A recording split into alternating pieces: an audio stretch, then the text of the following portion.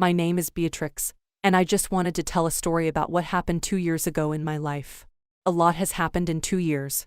2 years ago, I was only 16-year-old. Life was not easy. I grew up in a very toxic household. I grew up with my parents fighting all the time. I don't know if there was a day when my parents didn't fight about something. But, when it came to me, they were completely different people. My parents are the sweetest parents anyone could ever ask for.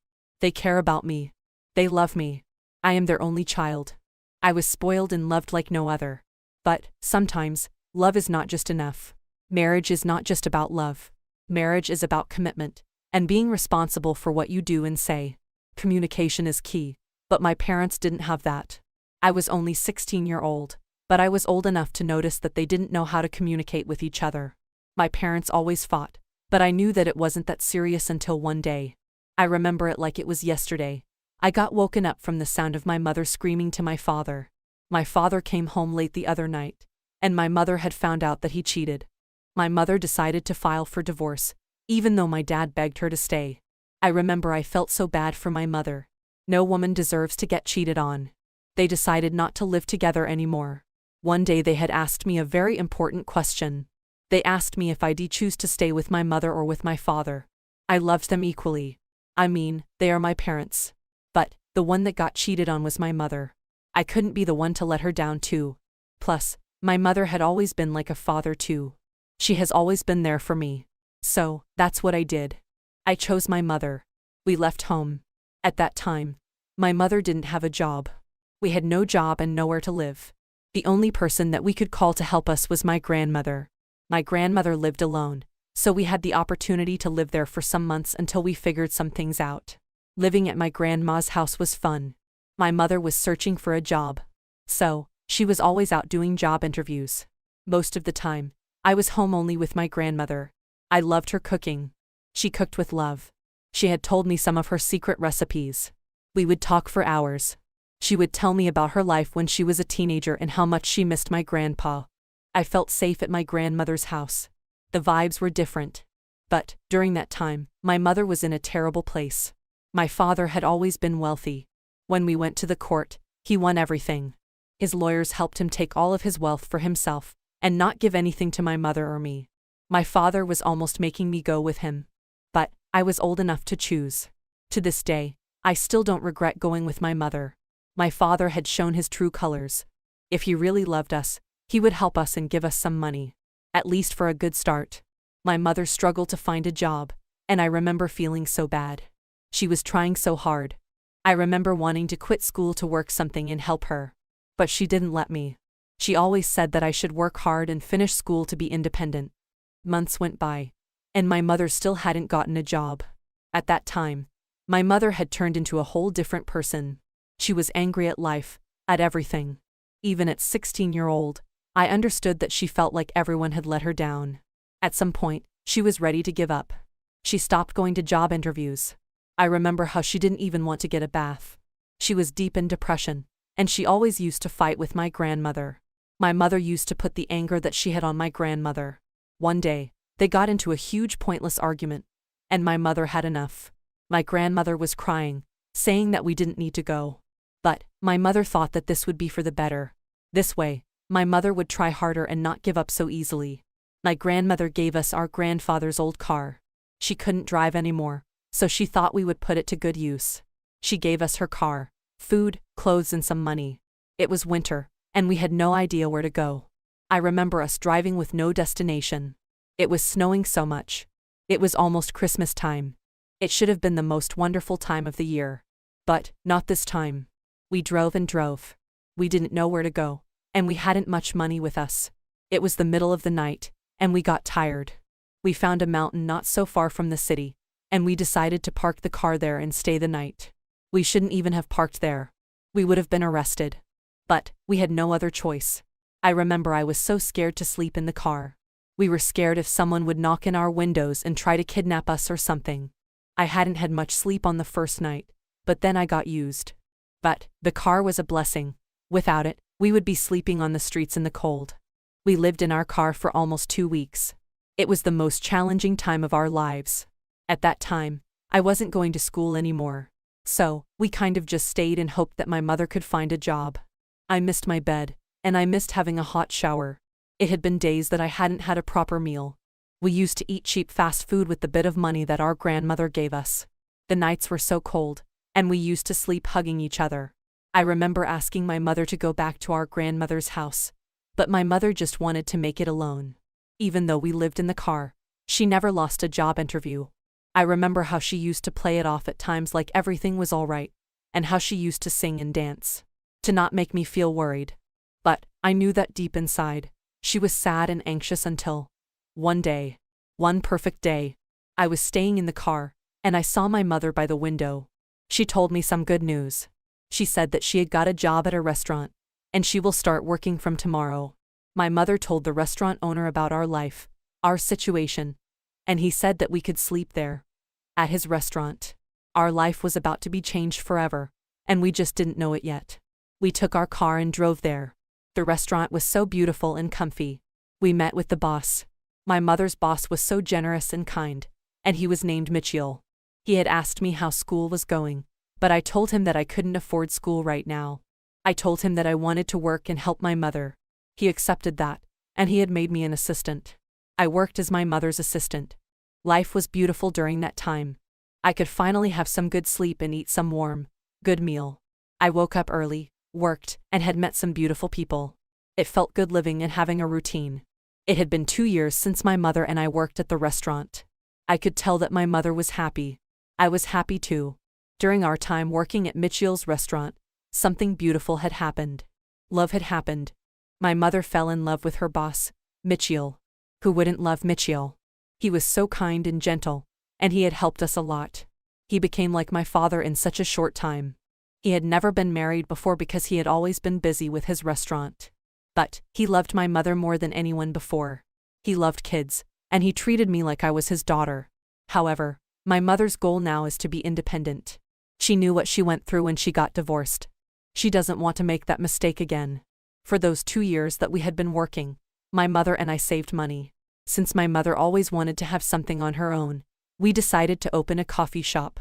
We thought it would be a great idea since I wasn't going to school during that time. I wanted to take a break and just kind of put our life together. Plus, my mother needed my help. We were excited about this, and we had decided to tell Mitchell. Even though we wouldn't be working at his restaurant, we loved the idea. He said that that's okay and that we should follow our dreams. And that's what we did. We followed our dreams.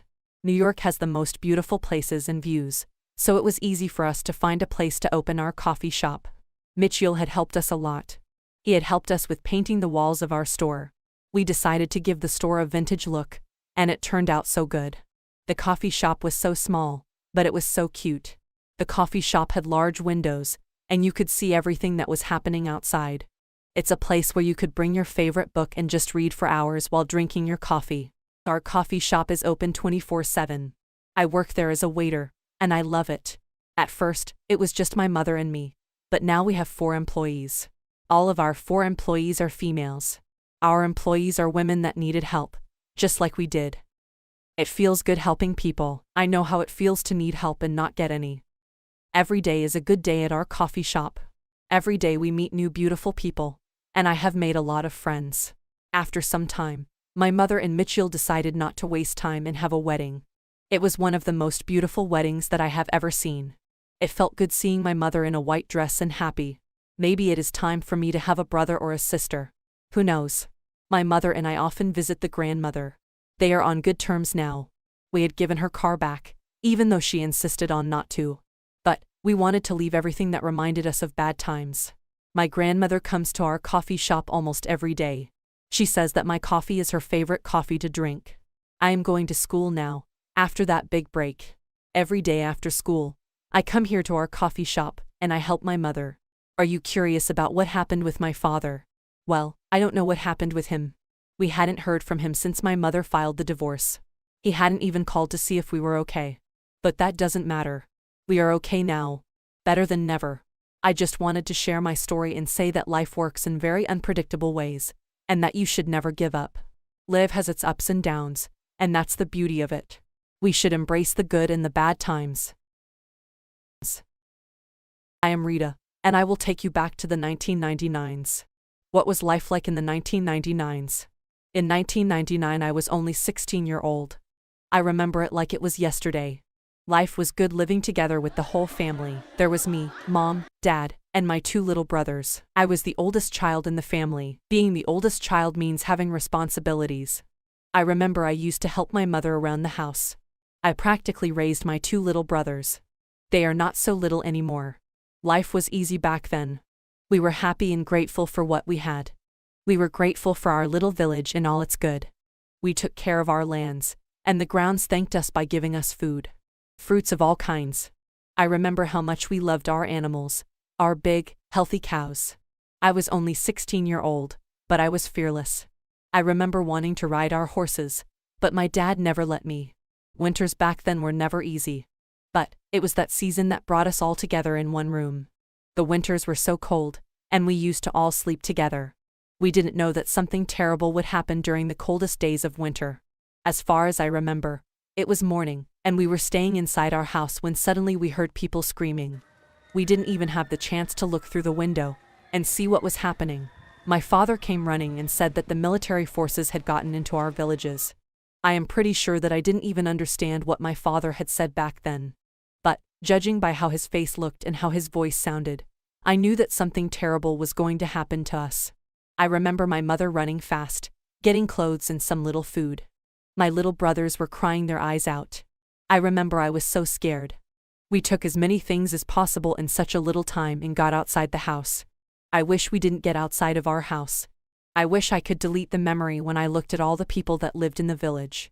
Everyone was crying and screaming. Some babies were just born. Some people were sick and could barely walk. I remember that some couldn't find their loved ones. They were screaming their names so loud, desperately. The military forces had forced our village to move and cross the border. That time I didn't know what it meant. But we just kept walking, not knowing what to do or where to go. We thought that we should follow the crowd. We had worn 2 jackets each, but still, it was one of the coldest days since I can remember. We were walking, not knowing that that would be the last time we would be together in our village. I remember myself crying because we had left all the animals behind us. Even the animals were shouting and screaming, and even they knew that something was not all right. We were walking and walking till we couldn't feel our legs. The mountains of our villages were full of snow and ice, making it harder to walk. I remember like it was yesterday. My feet were so cold because the water had already got into my boots. At that time, my little 2 brothers were only 10-year-old and 8-year-old. My 8-year-old brother, Tommy, cried non-stop, and I carried him because I felt terrible. I didn't want to cause stress to my parents because they were already very anxious. That day, I remember seeing my father crying for the first time. It broke my heart because he had never cried before in front of us. And, seeing a man crying like that, like a child, my eyes are full of tears just thinking about that. As we were walking and following the crowd, our parents had written some stuff on our arms. As I remember, they had written our names, birth names, and the village we were in. They used to do this just in case we went missing or something. This made us even more scared and anxious. I remember that just the thought of getting separated from my family would make me go insane. After some hours of walking, I remember that we got in a truck. That truck could barely fit all of us. We were more than 100 people. We were holding hands non-stop because you could literally get lost in that truck. I remember that I could hear a thing my parents were saying. Everyone was crying and screaming. All of a sudden, the truck had stopped. I remember us thinking that the truck had problems, and that we had to stop. But, no, the military forces were there and had stopped the truck. The military forces made everyone get out of the truck and separated us into 2 groups. We were separated from our parents. They took my mother and father and then told the truck driver to go. To this day, this was the most challenging moment of my life. I couldn't hold the tears and be strong for my 2 little brothers. I broke down. Luckily enough, an older woman was there in the truck and tried to make me feel less worried. I remember every word she said to me. Don't worry, they will be back. To this day, she still was one of the kindest women I've ever met. She used to say that if we didn't find our parents, she wouldn't leave us alone. She would take us with her. And this made me feel better and safe for a while. I wish I could find her and thank her because she said things I needed to wear, and things I wanted to hear. The drive was long, and we got hungry. We had a backpack that my parents had packed for us. There was bread and a bottle of water. We shared that with my two little brothers, pieces to pieces, but that wasn't enough. It had been one day since we hadn't seen our parents and we were worried. I didn't know if they were dead or alive. I didn't know where they were and if they had eaten anything. I remember not sleeping at all, scared if the military forces were going to separate me from my little brothers. They were my responsibility now. We had welcomed a new day, and that older woman had given us some food. To this day, I still don't know what we would do if this older woman didn't give us something to eat. We would starve. I remember what the people used to talk about in that truck. They said that we would all die. I used to cover my little brother's ears so they couldn't hear anything. Then, some good news. Someone shouted, saying that we had arrived at the border and were ready to cross it. They told us to change to different vehicles, so we did. I took my little brother and went into a giant truck. There were people there, and all of the people there, I noticed a face. It was my mother. I couldn't believe my eyes. I shouted with all my lungs and said her name. She came into us running, and we just started hugging. And this was one of the best moments of that time until I had asked my mother something. I asked about my father and where he was. I remember her crying and saying that she didn't know where Dad was. She had said that the military forces had separated them into two groups, females and males, and that she hadn't seen him since the day we all got separated. We shouted his name and looked everywhere to see if we could find him. But we didn't. We got in the truck together with my mother, and then we crossed the border. We had no other choice but hope to see our father after crossing the border. We thought that maybe he would be there, waiting for us. The drive was long and sad. I remember that we couldn't keep our minds off our father. Where was he? Was he okay? Was he hungry? After we crossed the border, we had asked around about my father, but we couldn't find him. We asked our military forces too. They kept saying that he would be back tomorrow. But tomorrow came, and my father wasn't there. They kept saying us the same words, over and over again, that he would be back tomorrow. Days went by, but we couldn't miss a day without searching for him. Then, we found out that we weren't the only ones searching for someone. Parents were searching for their kids. Kids were searching for their parents. Someone said that the military forces had killed them, but I remember not accepting this option. We weren't safe to go back to our village, so a family had sheltered us. We had stayed there for a month. We ate and slept there. That family had helped us a lot. They were a big family, but they never insisted on getting us food. They were so generous. As far as I remember, their names were Anna and Sakal. They had been married for years and had 8 children together. I remember the months that I spent there made me feel like I was at home. They had a farm, and they had animals, just like we did. It made me feel like everything was all right. Their children were so friendly and kind. I remember that the war and the winter were already over, and we would just spend hours outside playing like everything was just fine. But then, I'd watch my mother's face and see how sad she was. They even offered to help us find my father, but there was no success. By that time, it had been almost 2 months, and we still hadn't heard from our father. It was time that we went home, to our bed, to our animals, to our old life back. I remember the ride back home, and I remember how sad it was. It was like we were leaving our father behind. Our last hope was that our father would have been there when we arrived at our village. He would have fed the chickens and the cows, he would have made our bed, and he would have been waiting for us. We had arrived at our village, and nothing felt the same anymore. The spring had sprung. I remember the trees of our village and how green they had been. The mountains looked breathtaking, and at that moment, I realized how much I loved and missed my village. However, the military forces had burnt our houses to the ground. There were no memories left, just ashes. And our animals had left. And the sad part of all this was that our father wasn't there. We had asked some of the neighbors if they had seen him, but nobody had seen where he was. Many of our neighbors were not found, and some of them were announced dead. We had to start our lives from the start. Without you, Dad. To this day, we still don't know your fate, but we pray for you every day. We don't know if you are alive or somewhere searching for us, but all I know is that we miss and think about you every day of our lives. We were lucky to survive, but my life has never been the same again without you, Dad. When humans start wars, they don't know the consequences. They don't know how precious life is until it is lost. A war can never make peace. A war can never make someone a winner. All it does is create a mess and bring the destruction of humanity. I am Rona, and I will tell you the story of my life, the story of what happened a couple of years ago. Where can I start? I was living with my family in a so-called third world country. It was me, my parents, and my little brother. Life was not easy. My mother had no job, and my father was taking less money than we needed to survive. Even though I was only 16-year-old during that time, I wanted to work. I wanted to work for myself and for what I needed. But, where I lived, there weren't many jobs to do for women. That's why my mother had never worked, and I couldn't find a job. All I used to do was go to school and come back. How was the school, you might ask? The school was great, but the people there not so much. I had realized that when you don't have as much money as your friends, you can never feel comfortable around them. They didn't feel comfortable around me either, so that's why I had distanced myself. The house where we lived was so far from my school. We never had a car, and we always used to walk to school. During summer, it was easy, but in the winter, we would freeze to death. During winter, there were hungry dogs that always followed us to school. It was dangerous. Sometimes we would take some food with ourselves so that they wouldn't bite us. But, thank God I had my little brother. Even though I was the big sibling, I felt safe with him. We used to walk to school together. We would discuss our friends, how much money they had, and how lucky they were. My brother and I were the only ones walking, and it was so embarrassing. All of my friends' family had cars. Our friends had new phones. They used to wear all the clothes that were trending during that time. One of the reasons nobody wanted to date me was that my clothes were not trendy. And nobody wanted to date a poor girl. There were times when my brother and I would get back from school, and I couldn't help but complain. The school had gotten me so tired mentally and physically. It was just too much.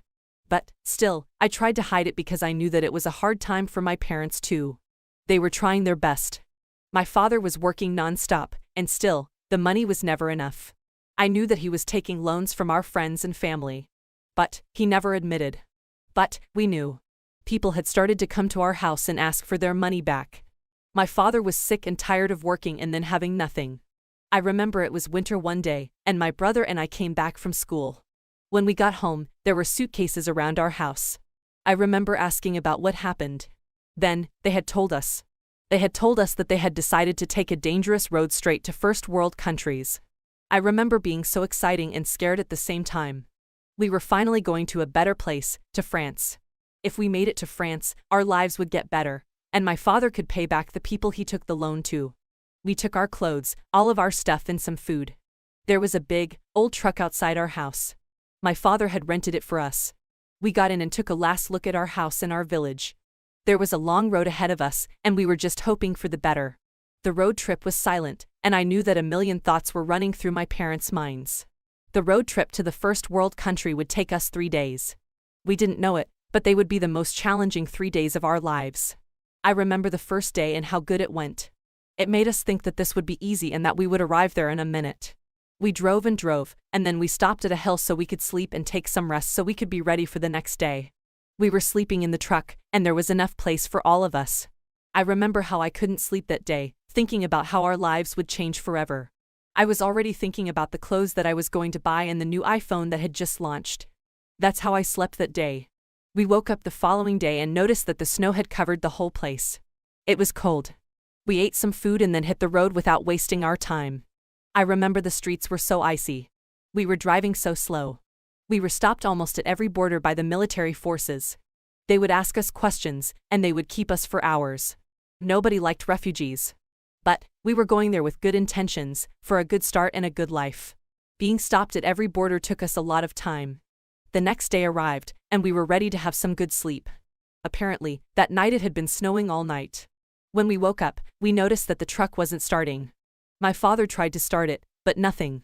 Our truck's engines had been frozen because of the weather. I remember how stressed my parents were. They didn't know what to do. It had been hours, and the truck was still not starting. We were just wasting time. We decided to ask for help and see if anybody could fix our truck.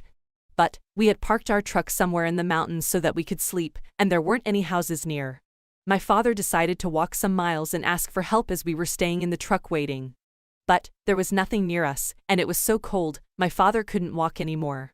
We stayed some hours in the truck to see if any car drove near us, but nobody showed up. There was only a little road left ahead of us, and we decided to put our fate into our legs. So, we decided to walk. It was the middle of winter, and it was so cold. We put on all the clothes we had, and we took our food. Walking was so hard, and we didn't even know where we would be spending the night. At that point, we didn't know if we would make it alive. We couldn't walk on the streets, and we had to walk into the depths of the mountains so that the police wouldn't ask us questions. The most challenging part of this story was when we had to cross a river to get away from the police. I will never forget the feeling. The feeling of my clothes getting wet by the river's cold water. My body was shaking, and I couldn't feel my legs. But crossing the river was the only way we could get away from the police and arrive at our destination. France. Our clothes were soaking wet, but we didn't care at that point. We were almost there. Our last most challenging part was spending the night outside. Our clothes were still a little bit wet. We had found an abandoned cabin and slept there on the balcony. The door was locked, but we didn't care. At least we weren't sleeping on snow. I remember getting up every hour in the middle of the night because I was scared if there would be any wild animals near us. I remember seeing my father guarding us. He hadn't slept at all. His nose was all red, and he looked so worried. That night I slept crying, hoping for the best of what was coming next. That night's sleep wasn't the best sleep, but we knew that we would be in France the next day. So, that's what happened. The next day had come, and there wasn't much food left for everyone. There were only 2 sandwiches left, so we shared them and hit the road. Finally, we arrived in France. We weren't looking our best, but we made it. We were tired, and we just needed someone's help. But, I remember the first time that I saw the city of France. I was speechless. It was huge, nothing like my village. It looked like how we imagined and how we dreamed. The land of opportunities. It was snowing there too. There weren't many people around. I remember a policeman approached us. I remember my father's voice shaking, saying to the policeman that we were refugees and needed help. My father was begging for help. I will never forget that policeman's face and how much he had helped us. They took us to a place to stay. It wasn't a 5-star hotel, but we didn't care. We didn't need that. They gave us food and warm clothes. You should have seen my father's face and how happy he was. We all were happy. Our eyes were full of happy tears. I took a warm bath, and I fell asleep by the window while looking at the city. It has been months since we got here, in France. Our life has changed for the better. My father and my mother found a job. My father works as a taxi driver, and my mother works as a waiter. But, they are getting paid very well. At least, my parents won't worry about the essential things to buy for us. My brother and I have started school. Thank God that our school is near the apartment where we live. It's only a 5-minute walk. The people at my new school are so kind, and I have made some good friends here. They respect us even though we are not from France. Everyone at my school works after school, so I decided to work too. Why not? I could have my own money, and I could buy whatever I wanted. Plus, I always wanted to work. We have a neighbor that has a 1-year baby, and she asked me if I could work as a nanny and take care of her child. I accepted. I love children, and it's a fun job that gets paid very well. However, not everything is promised here. We are still just refugees. We are still waiting for the government to give us the final decision. We still don't know if we can stay here forever or go back to our village. It would be a nightmare if we had to get back. I don't miss my village because there's nothing to do there. Plus, we have adopted here very fast. It would be so sad if I had to leave my new school friends here, my job, and this city. Everything is more accessible here. I just wanted to share my story and ask you to pray for me. To pray for my family and all the refugees out there. I don't wish for anyone to go through what we went through. Every refugee story is different, but I know that we all have the courage not only to survive but to preserve and rebuild our shattered lives. Our shattered lives. How I Caught My Sister and Kate's Boyfriend. This story portrays betrayal. It shows how betrayal can come from the people that are very close to us. This story details how I caught my sister and her closest friend's husband. Who would have thought my sister could do what she did? Sit back and enjoy how everything played out in this story. Many years ago, my dad settled in a small community in the city of Alabama. My dad was the 3rd person to occupy a house in the community. 5 years after, he met my mom at his friend's party. He approached my mom and she agreed to date him. 2 years after, they got married officially. 6 months after my mom and my dad got married, Mr. John built a house close to my dad's house. So they became very close friends. A year after their marriage, my parents gave birth to me. 2 years after, they gave birth to my younger sister. Because of Mr. John and my dad's friends, he usually comes to our house anytime he likes. One day, my mother's friend Mrs. Mariah came to visit my mom to congratulate her on the birth of my younger sister. Fortunately, Mr. John came in while Mrs. Mariah was still around. My mom noticed how Mr. John couldn't take his eyes off Mrs. Mariah's boobs. He kept staring at every part of her body without minding who was looking at him. When Mrs. Mariah left, my mom called Mr. John and asked him why he couldn't take his eyes off her guest. She said she felt embarrassed by the way he was looking at her. Mr. John apologized to my mom for making her guest uncomfortable. He said he kept looking at her because he liked her. He pleaded with my mom to give him Mrs. Mariah's cell phone number. My mom said she cannot give out Mrs. Mariah's number unless she asks Mrs. Mariah herself. She said if Mrs. Mariah tells her to give him her number, she will, but if she does not, there is nothing she can do. My mom picked her phone in the presence of Mr. John and called her friend Mrs. Mariah. First, she appreciated her for coming to greet her. After that, she tabled Mr. John's request to her. Mrs. Mariah told my mom to give Mr. John her number. When my mom ended the call, she took a pen and paper and wrote Mrs. Mariah's number on it. After writing it, she handed it over to Mr. John. Mr. John appreciated my mom and left. When Mr. John got to his apartment, the first thing he did was to call Mrs. Mariah. He introduced himself to her and he told her how he got her cell phone number. He told her that he has a lot of things to tell her, but he cannot say it on the phone. Mrs. Mariah insisted that he should say it on the phone, but he declined. He said he would like to see her before he can say what he wants to say. Because of Mr. John's persistence, Mrs. Mariah agreed to see him. She said she will come to his house on Saturday. At exactly 9 a.m. on Saturday, Mrs. Mariah was at our house. My mom told me to show Mrs. Mariah where Mr. John lives. I took Mrs. Mariah to Mr. John's house. Immediately I showed her the door.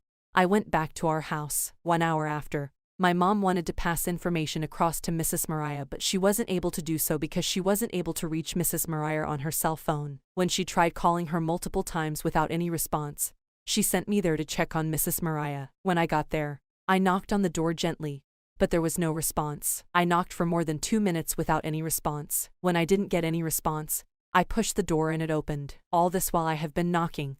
I didn't know that the door was open. When I entered inside, I didn't see anybody in the sitting room. As I moved closer to the room, I heard how Mrs. Mariah was moaning. Her moaning was so loud that Mr. John had to cover her mouth with his hand. I wanted to know why she was moaning, so I went out of the room and started piping through the window.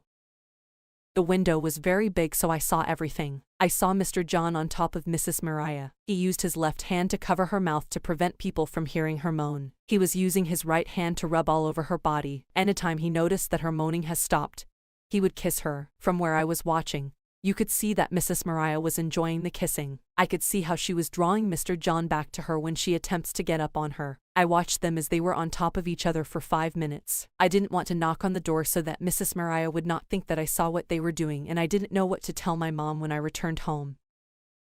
I stood at the window and watched them till they finished what they were doing. When I saw that Mr. John was not on top of Mrs. Mariah anymore, I went to the door and knocked. This time, Mrs. Mariah answered. She was sweating profusely because of what she had just done. As soon as she came out, I told her what my mom said I should tell her. She sent me back to my mom. She said I should tell my mom that she will see her before leaving. Immediately I heard that I left her presence, and I made my way back to her house. When I got home, my mom asked me why I stayed that long. It was a question I expected, so I prepared for it. I told my mom that I helped Mr. John do some home chores. I told her when I got there, Mrs. Mariah was the one doing the home chores, so I joined her. I told her that Mrs. Mariah promised to stop by when she is going to her house. 2 hours after, Mrs. Mariah came to our house in the company of Mr. John. You could see how happy they were. When Mr. John noticed that Mrs. Mariah and my mom were engaged in a conversation, he sneaked out without anyone noticing. When my mom looked back, she didn't see Mr. John. She asked me where he was and I told her that I did not know when he left. When my mom knew that Mr. John had left, she changed the topic of the conversation to what happened at Mr. John's house. She asked her friend what went down there. Mrs. Mariah said nothing went down. She said Mr. John told her he wants them to be more than friends. He said if she agrees to his proposal, he will get married to her very soon. My mom was surprised by what she heard because since she knew Mr. John, he has never talked to her about marriage, nor has she seen him with a woman in his house before. She told Mrs. Mariah that she cannot count the number of times that my dad has told him to get a woman. My mom asked Mrs. Mariah about what Mr. John told her. Mrs. Mariah said she likes him but she wants to take her time before making a decision. She said my mom knows how much pain men have caused her, so she wants to take her time before taking any decision this time around. My mom told her that she understood everything she has said perfectly. She told her that since she met Mr. John, she doesn't know him to be a bad person. She has always known him to be a person of impeccable character, and moral uprightness. She told Mrs. Mariah that one of the reasons Mr. John and her husband are so close is because of his moral uprightness. While Mrs. Mariah was leaving, my mom urged her to think about it very well and make the best decision that will suit her and her career. Mrs. Mariah appreciated my mom for her advice, and she promised to make the best decision for herself. When Mrs. Mariah left, I kept remembering the scenes I saw in Mr. John's house. At first, I thought she was going to tell my mom when she asked her what happened in Mr. John's house. My dad arrived at exactly 7 p.m. As soon as he took his shower and settled in the dining, my mom began to tell him what happened between Mr. John and Mrs. Mariah. She told him that for the first time, Mr. John is taking steps to become a married man. My dad was happy with what he heard. He said he cannot wait for his friend to become a married man. 1 week after, Mrs. Mariah called my mom. She told my mom she has finally decided to agree with Mr. John's proposal. She said she will call him in the evening after work to tell him. My mom appreciated her. She said it's a decision she won't regret presently or in the future. When Mr. John left his workplace, he stopped at our house. When he entered our house, my mom was expecting him to talk about Mrs. Mariah, but he didn't. My dad wanted to ask him, but my mom cautioned him silently. She whispered to him not to ask him. While Mr. John was discussing with my parents, his phone rang. He brought out his phone, but he did not answer the call. The call came in the second time, but he didn't answer the call again. At that point, Mr. John became uncomfortable. He wasn't flowing with the conversation anymore. You could see that he wanted to leave urgently, but he didn't know how to excuse himself. When my mom noticed that, she went inside her room and called my father. My father didn't want to leave his seat, but she kept calling him repeatedly. When my dad left his seat to attend to my mom, Mr. John immediately took his leave. When my dad entered my mom's room, she told him that she called him so that Mr. John can be able to leave. She told him that it seems the person that was calling him repeatedly is Mrs. Mariah. She told my dad that she has something important to tell Mr. John. Before my dad and my mom returned to the sitting room, they did not meet Mr. John. When John got home, he immediately put a call through to Mariah. He wanted to apologize to her for not picking her call, but she told him not to worry. She told him she knew he was with my parent, which was why he did not answer his call. Mr. John became relieved when he heard that. Mrs. Mariah said she called to discuss an important issue with him. She said she has been thinking of what he told her since the day she came to her house. She said it's a tough decision for her to take because she has suffered a lot. She said the decision she was about to take now was aided by my mom. She said my mom told her how upright and moral he was. She said she has agreed to his proposal. She said she hopes it's a decision she doesn't regret whether presently or in the future. Upon hearing what Mrs. Mariah said, Mr. John jumped for joy. He told Mrs. Mariah that she told him had made his day. He said this was probably his best day on earth. The next day, Mr. John came to our house with a smiling face. He was so happy that you could see it on his face. He didn't know that my parents knew what was making him smile, but they just pretended as if they didn't know anything. He and my parents started their conversation as usual. A few minutes into the conversation, he got a call. He brought out his phone and checked who was calling him. When he saw that the call was from Mrs. Mariah, he returned his phone to his pocket and silenced it. My parents were expecting him to talk about what Mrs. Mariah told him, but he didn't say anything. A few minutes after, he excused himself. When he went out, I saw him talking to Mrs. Mariah on his phone. After talking for more than 15 minutes on his phone, he returned to the sitting room to join my parents. When he entered, my mom asked him who he was talking to on the phone that kept him outside for so long. At that point, he decided to let the cat out of the bag, not knowing that my parents were aware of everything that happened. Mr. John said it was Mrs. Mariah that kept him out for so long. He said she has agreed to have an affair with him. My parents pretended as if they didn't know anything and jumped for joy. They congratulated Mr. John and urged him to make the wedding as fast as possible. 2 weeks after, Mr. John came to our house very early in the morning. He said he wants my dad to follow him to Mrs. Mariah's family house. He said Mrs. Mariah has told her parents about their relationship, and they have requested to see him. He said he doesn't want to go alone because he doesn't know what is waiting for him over there. My dad rushed to the bathroom to take his bath. After taking his bath, my mom served both of them breakfast. After breakfast, they entered Mr. John's car and left. After about 6 hours, they returned home. My dad entered our house while Mr. John went to his house. As soon as my dad entered the house, he asked for his food. He said the journey they undertook was very stressful. He said they had to leave there because of the distance. When my mom gave him his food, she sat close to him on the couch. She asked him what happened, where they went to. My dad said they were welcomed very well by Mariah's parents.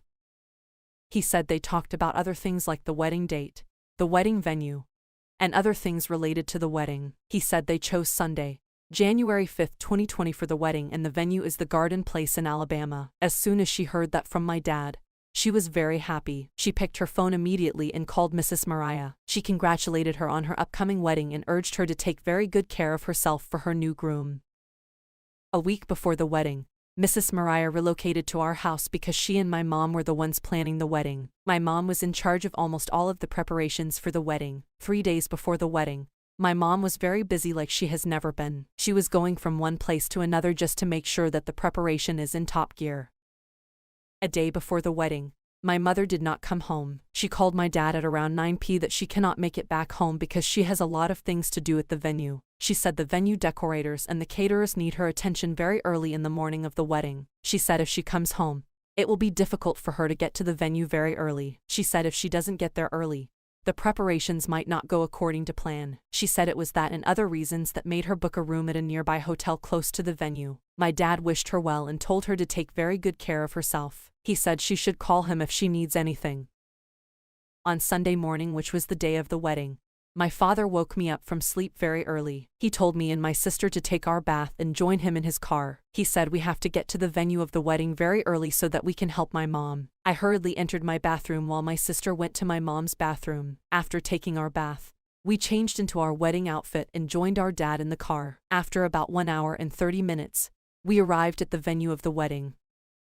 I saw my mom going from one place to another just to make sure everything is according to plan. My sister and I joined her in carrying some of the drinks she brought to a more secure place. My dad left us at the venue and went to Mr. John's hotel. After 2 hours of moving from one place to another, my mom finally settled down on a chair. She rested for 15 minutes before she went back to her hotel to take her bath and change into her wedding outfits. While she was going, she left my sister and me at the venue to monitor all the items. 30 minutes after my mom left, she returned to the venue in her wedding dress. Her dress was so beautiful that everybody she met when she came back complimented what she wore. My mom dressed as if she was the bride of the day. The wedding was colorful. People from all spheres of life attended the wedding. There was a lot to eat and drink at the wedding. The couples thrilled their guests with nice dancing moves. The highlight of the event for me was when my mom and dad were called to the dancing floor by the anchor of the event. My sister and I could not contain our joy when we saw our parents on the dance floor. My sister joined them on the dance floor, but I didn't because I was very shy. The wedding ended at about 7 p.m. As soon as the guests started leaving, the couples went to their hotel rooms. My sister and I joined my mom in cleaning and washing all the items used at the wedding. We finished the cleaning around 10 p.m. My mom suggested that we should go back to the hotel because it was late, while my dad said we can still go to our house. We left there at around 10:15 and arrived home at midnight. As soon as we got home, we all went to our rooms. None of us woke up until 11 a.m. the next day. I was the first to wake up. When I checked the time, it was 11 a.m. I was wondering how I slept for that long. I went to my parents' room to check up on them, but they were still sleeping. I left them and went to the kitchen to get something to eat. My mom woke up at exactly 12:15 p.m. She couldn't believe her eyes when she checked the time. She woke my dad, who was still enjoying his sleep. When my dad opened his eyes, he was also surprised. He said he knew he was going to be very tired after the wedding. That was why he told them at the office that he won't be coming to work. My parents woke up very hungry, so my mom had to rush to the kitchen to prepare what we are going to eat. They didn't know that I had already sorted myself out in the kitchen. Therefore, I pretended as if I hadn't eaten. At exactly 2:15 p.m., my mom served our food. We all gathered at the dining. As we were eating, we were discussing what went down at the party the previous day. Everyone was talking about their highlights of the event. My dad said his highlight of the event was when the couples were called to the dancing floor. He said he didn't believe that his friend was going to dance because, for over a decade that he has known him, he has never seen him dancing. He said he was surprised when he saw his friend rocking the dance floor with his wife. My mom said she didn't have any major highlights because she was coordinating everything from where she stood. She said she is happy that everything went according to plan. When it came to my turn to speak, I told them that my highlight of the event was when both of them were called to the dancing floor. For me, it was bigger than the bride and the groom's dance. My mom and dad laughed. They asked me why I did not join them on the dance floor. I said they knew right from the time that I am a very shy person. I cannot dance in front of a large number of people. After the meal, my dad said he still needs some sleep. As soon as he went in, My mom followed him. My sister also stood up and went to her room. I was the only one left in the sitting room. When there was nothing to do, I picked up my novel and started reading. A week after the wedding, the couples returned home. We were in the sitting room when we heard a knock on our door. I went to the door to see who was knocking. Lo and behold, I saw the couples standing in front of our door. I screamed and hugged the couples so tightly. They entered the sitting room and sat close to each other on the couch. My dad asked about their honeymoon. He said hope they enjoyed it and they replied in the affirmative. We talked about a lot of things. They appreciated my parent a lot for standing by them before, during, and after the wedding. After about 2 hours, the couple left our house. Mr. Mariah didn't go to work for the Fitz 2 weeks after the wedding. As soon as her husband leaves for work, she will come to our house. She will be at our house until 5 p.m. before she leaves. After the wedding, our relationship with the couples began to grow from strength to strength. We do almost everything together. If my father is invited to an event, he won't go except Mr. John agrees to follow him. My mom also does the same thing. 11 months after the wedding, Mrs. Mariah gave birth to a bouncing baby girl which she named Kate. The whole community was thrown into a frenzy mood with the arrival of Mrs. Mariah's daughter. As soon as she came back from the hospital, my mom moved to her house because she needed a lot of help and there was no one to help except my mother. My mom stayed with her for 1 month before returning home. Even when she returned home, she was still visiting her every day. She will go to her place in the morning and leave in the evening. My mom and Mrs. Mariah have been friends before she got married to Mr. John. The first day Mr. John saw Mrs. Mariah was in her house. These reasons and many more were my mom does not want Mrs. Mariah to experience any pain or suffering even for a second. 2 years after, Kate enrolled in my sister's school. Kate and my sister became very close because they did everything together. When Kate comes back from school, she will be with my sister in our house. Their friendship continued to grow stronger even though they were not of the same age. My sister graduated from school at 10 years old. She left Kate there who was still 7 years. My sister enrolled in St. Augustine High School after she graduated from the school. 3 years after, Kate graduated from primary school and joined my sister at St. Augustine High School. When school is on break or if Kate is free in her class, she usually goes to my sister's class to play. Soon, she started having suitors from boys in my sister's class.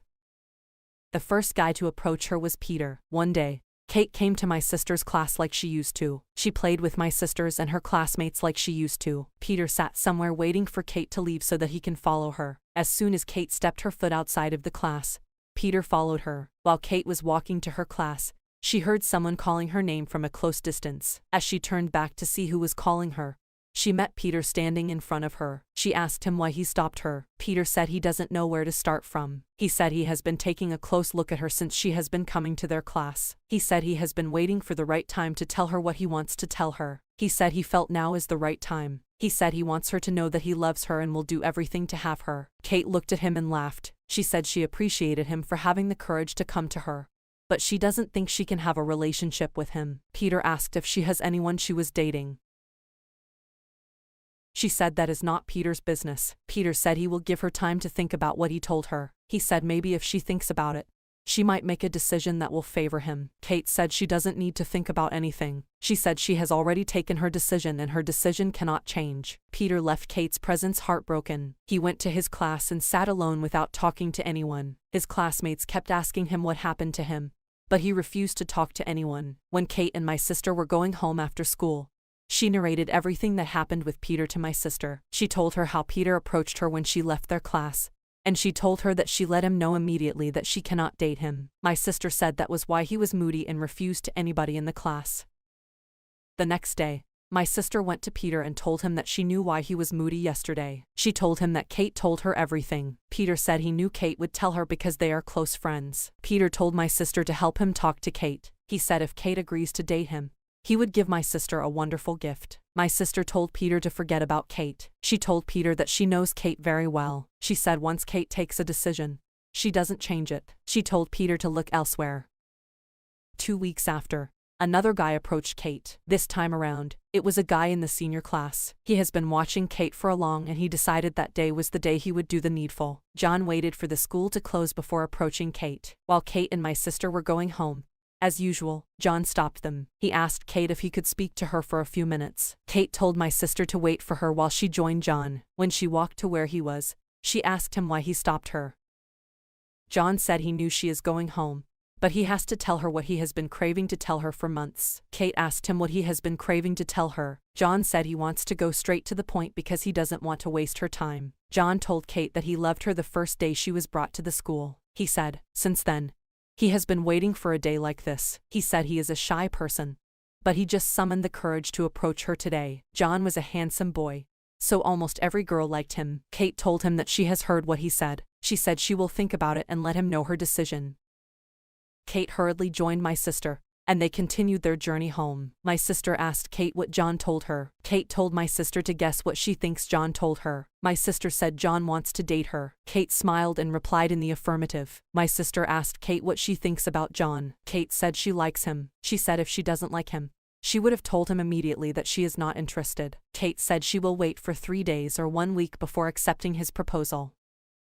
1 week after, Kate accepted John's proposal and they started dating. They were the topic of discussion in the school as they are seen in every place together. One day, Kate invited John to her house because she knew her parent would not be at home. When John arrived, he met Kate and my sister in the room. Unfortunately, Kate received a call from her mother that she should come and meet her in front of a mall.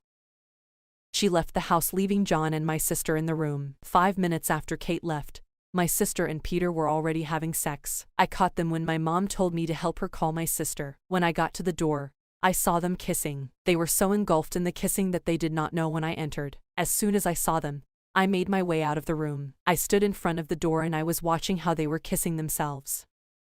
Hey, guys, please let me know if this is right or if this is what I should do, or please let me have your thoughts on this. Let me have your thoughts on this. Let me have your thoughts on this.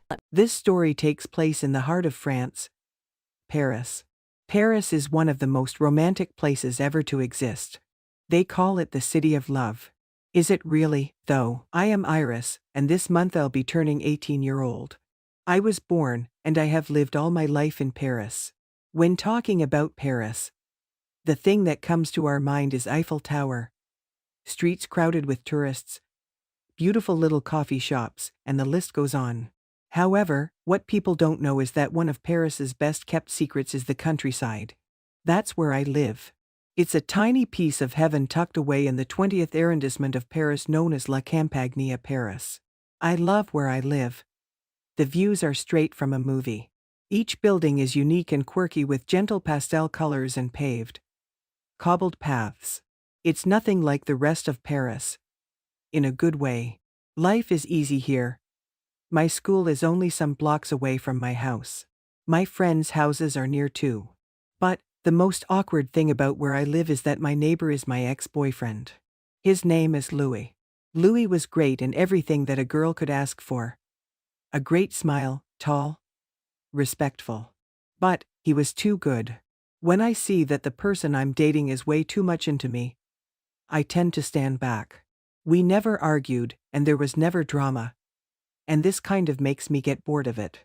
I want my relationship to be exciting, with ups and downs, as it should be. I want someone to disagree with me, not just agree with everything I say, like they don't have an opinion on their own. However, I don't know if I can call him my ex-boyfriend because it was more like just a summer fling.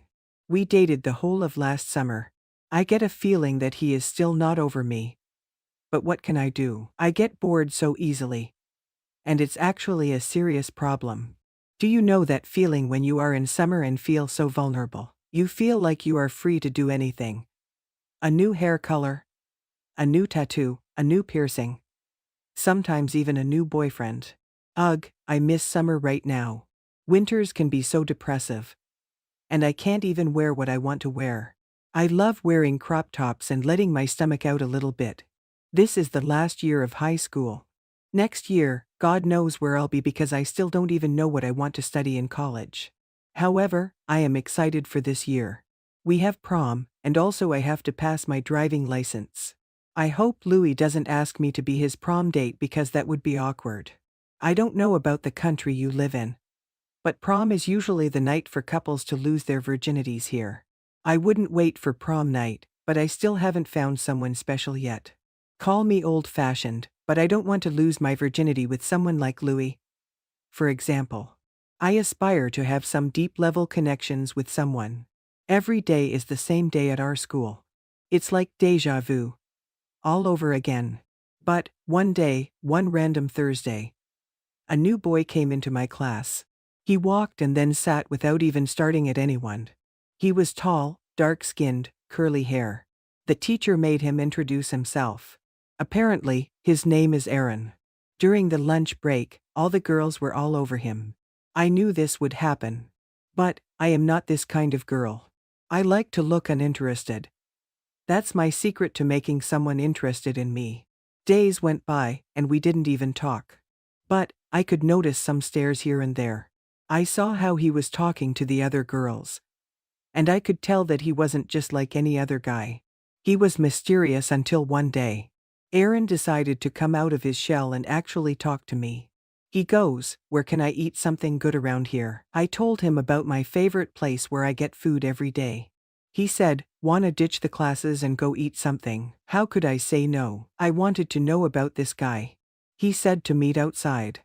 I went outside of school. And here he was, waiting for me, smiling.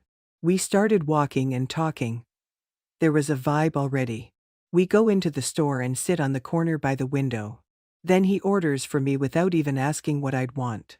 He said, "Trust me." That was attractive. We talked about our favorite movies, our first kisses, and so on. I didn't notice how many hours had passed until my mother called me.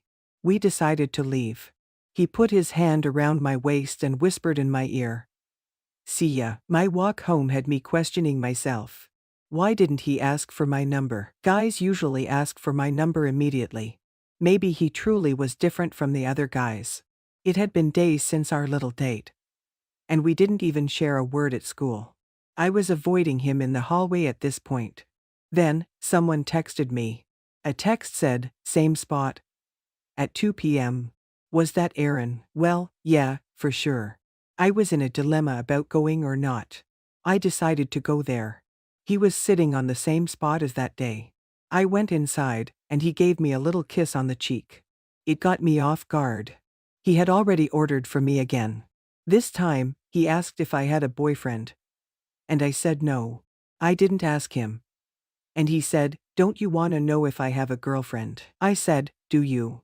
He said not yet and started smiling. Aaron said, "You're gonna go to prom with me?" And started smiling. I didn't say anything. I just laughed it off, trying to play it cool. He was staying a little bit too near me. I could smell his perfume. And I could feel the warmth of his breath as he was talking to me. At this point, I just wanted him to kiss me. But he didn't. That's how our second date ended. As I was walking home, I saw Louis, the ex. He said that he wanted to talk to me. And I said sure. He started holding my hand, asking me to go to prom with him. I said no and told him that I'd made plans with someone else. He seemed angry and wanted to know who the guy was. "Why would you care?" I said. He said that he wanted to know so he could fight the guy. I immediately started laughing. But he seemed to be talking seriously. Knowing that Louis probably still loves me, I was worried. I was worried about what would happen. I didn't want anything to affect my relationship with Aaron. We had a good start. It was almost prom night. And everyone was starting to freak out. I still didn't have any idea of what I was gonna wear. As I talked with my girls about some dresses, I got a text. Aaron had texted me saying, "Meet me after school." So, that's what I did. We met. He said that today we're going to find our prom outfits. At first, I was like no. But then he got me into it. We went to a couple of stores. And nothing. It was my time to try for some dresses. He was the one picking the dresses for me. Every time I went out from the wardrobe with a dress, Aaron had this look on his face. It was clear that he liked me. There was a lot of tension between us. We both could feel it. Then, I came across a black dress with an open leg. I tried it, and I loved it. It was time to show it to Aaron. You should have seen his face. He was speechless. He came near me and said, "This is the one," and kissed me. I think my cheeks got red for a second. Then, it was his turn to try for a suit. Every time he was trying suits, he would come out shirtless. He was showing off. But I loved it. We got our clothes, and I could say that it was one of the best dates I've ever been with. The day of the prom came, and here I was, getting ready. Aaron was waiting outside my house, but then he came inside because he wanted to say hi to my parents. He was looking so good. I just wanted to kiss him, but I couldn't in front of my parents. The moment we got in the car, we gave each other a little kiss. We arrived at prom, and everyone was looking at us. I heard that Louis couldn't find a date. I saw him. He was standing in a corner alone. I felt bad for a second. Hours went by, and Aaron and I were having the best time. Aaron is so easy to stay with. As we were slow dancing, I saw Louis coming at us. He pushed Aaron to the ground.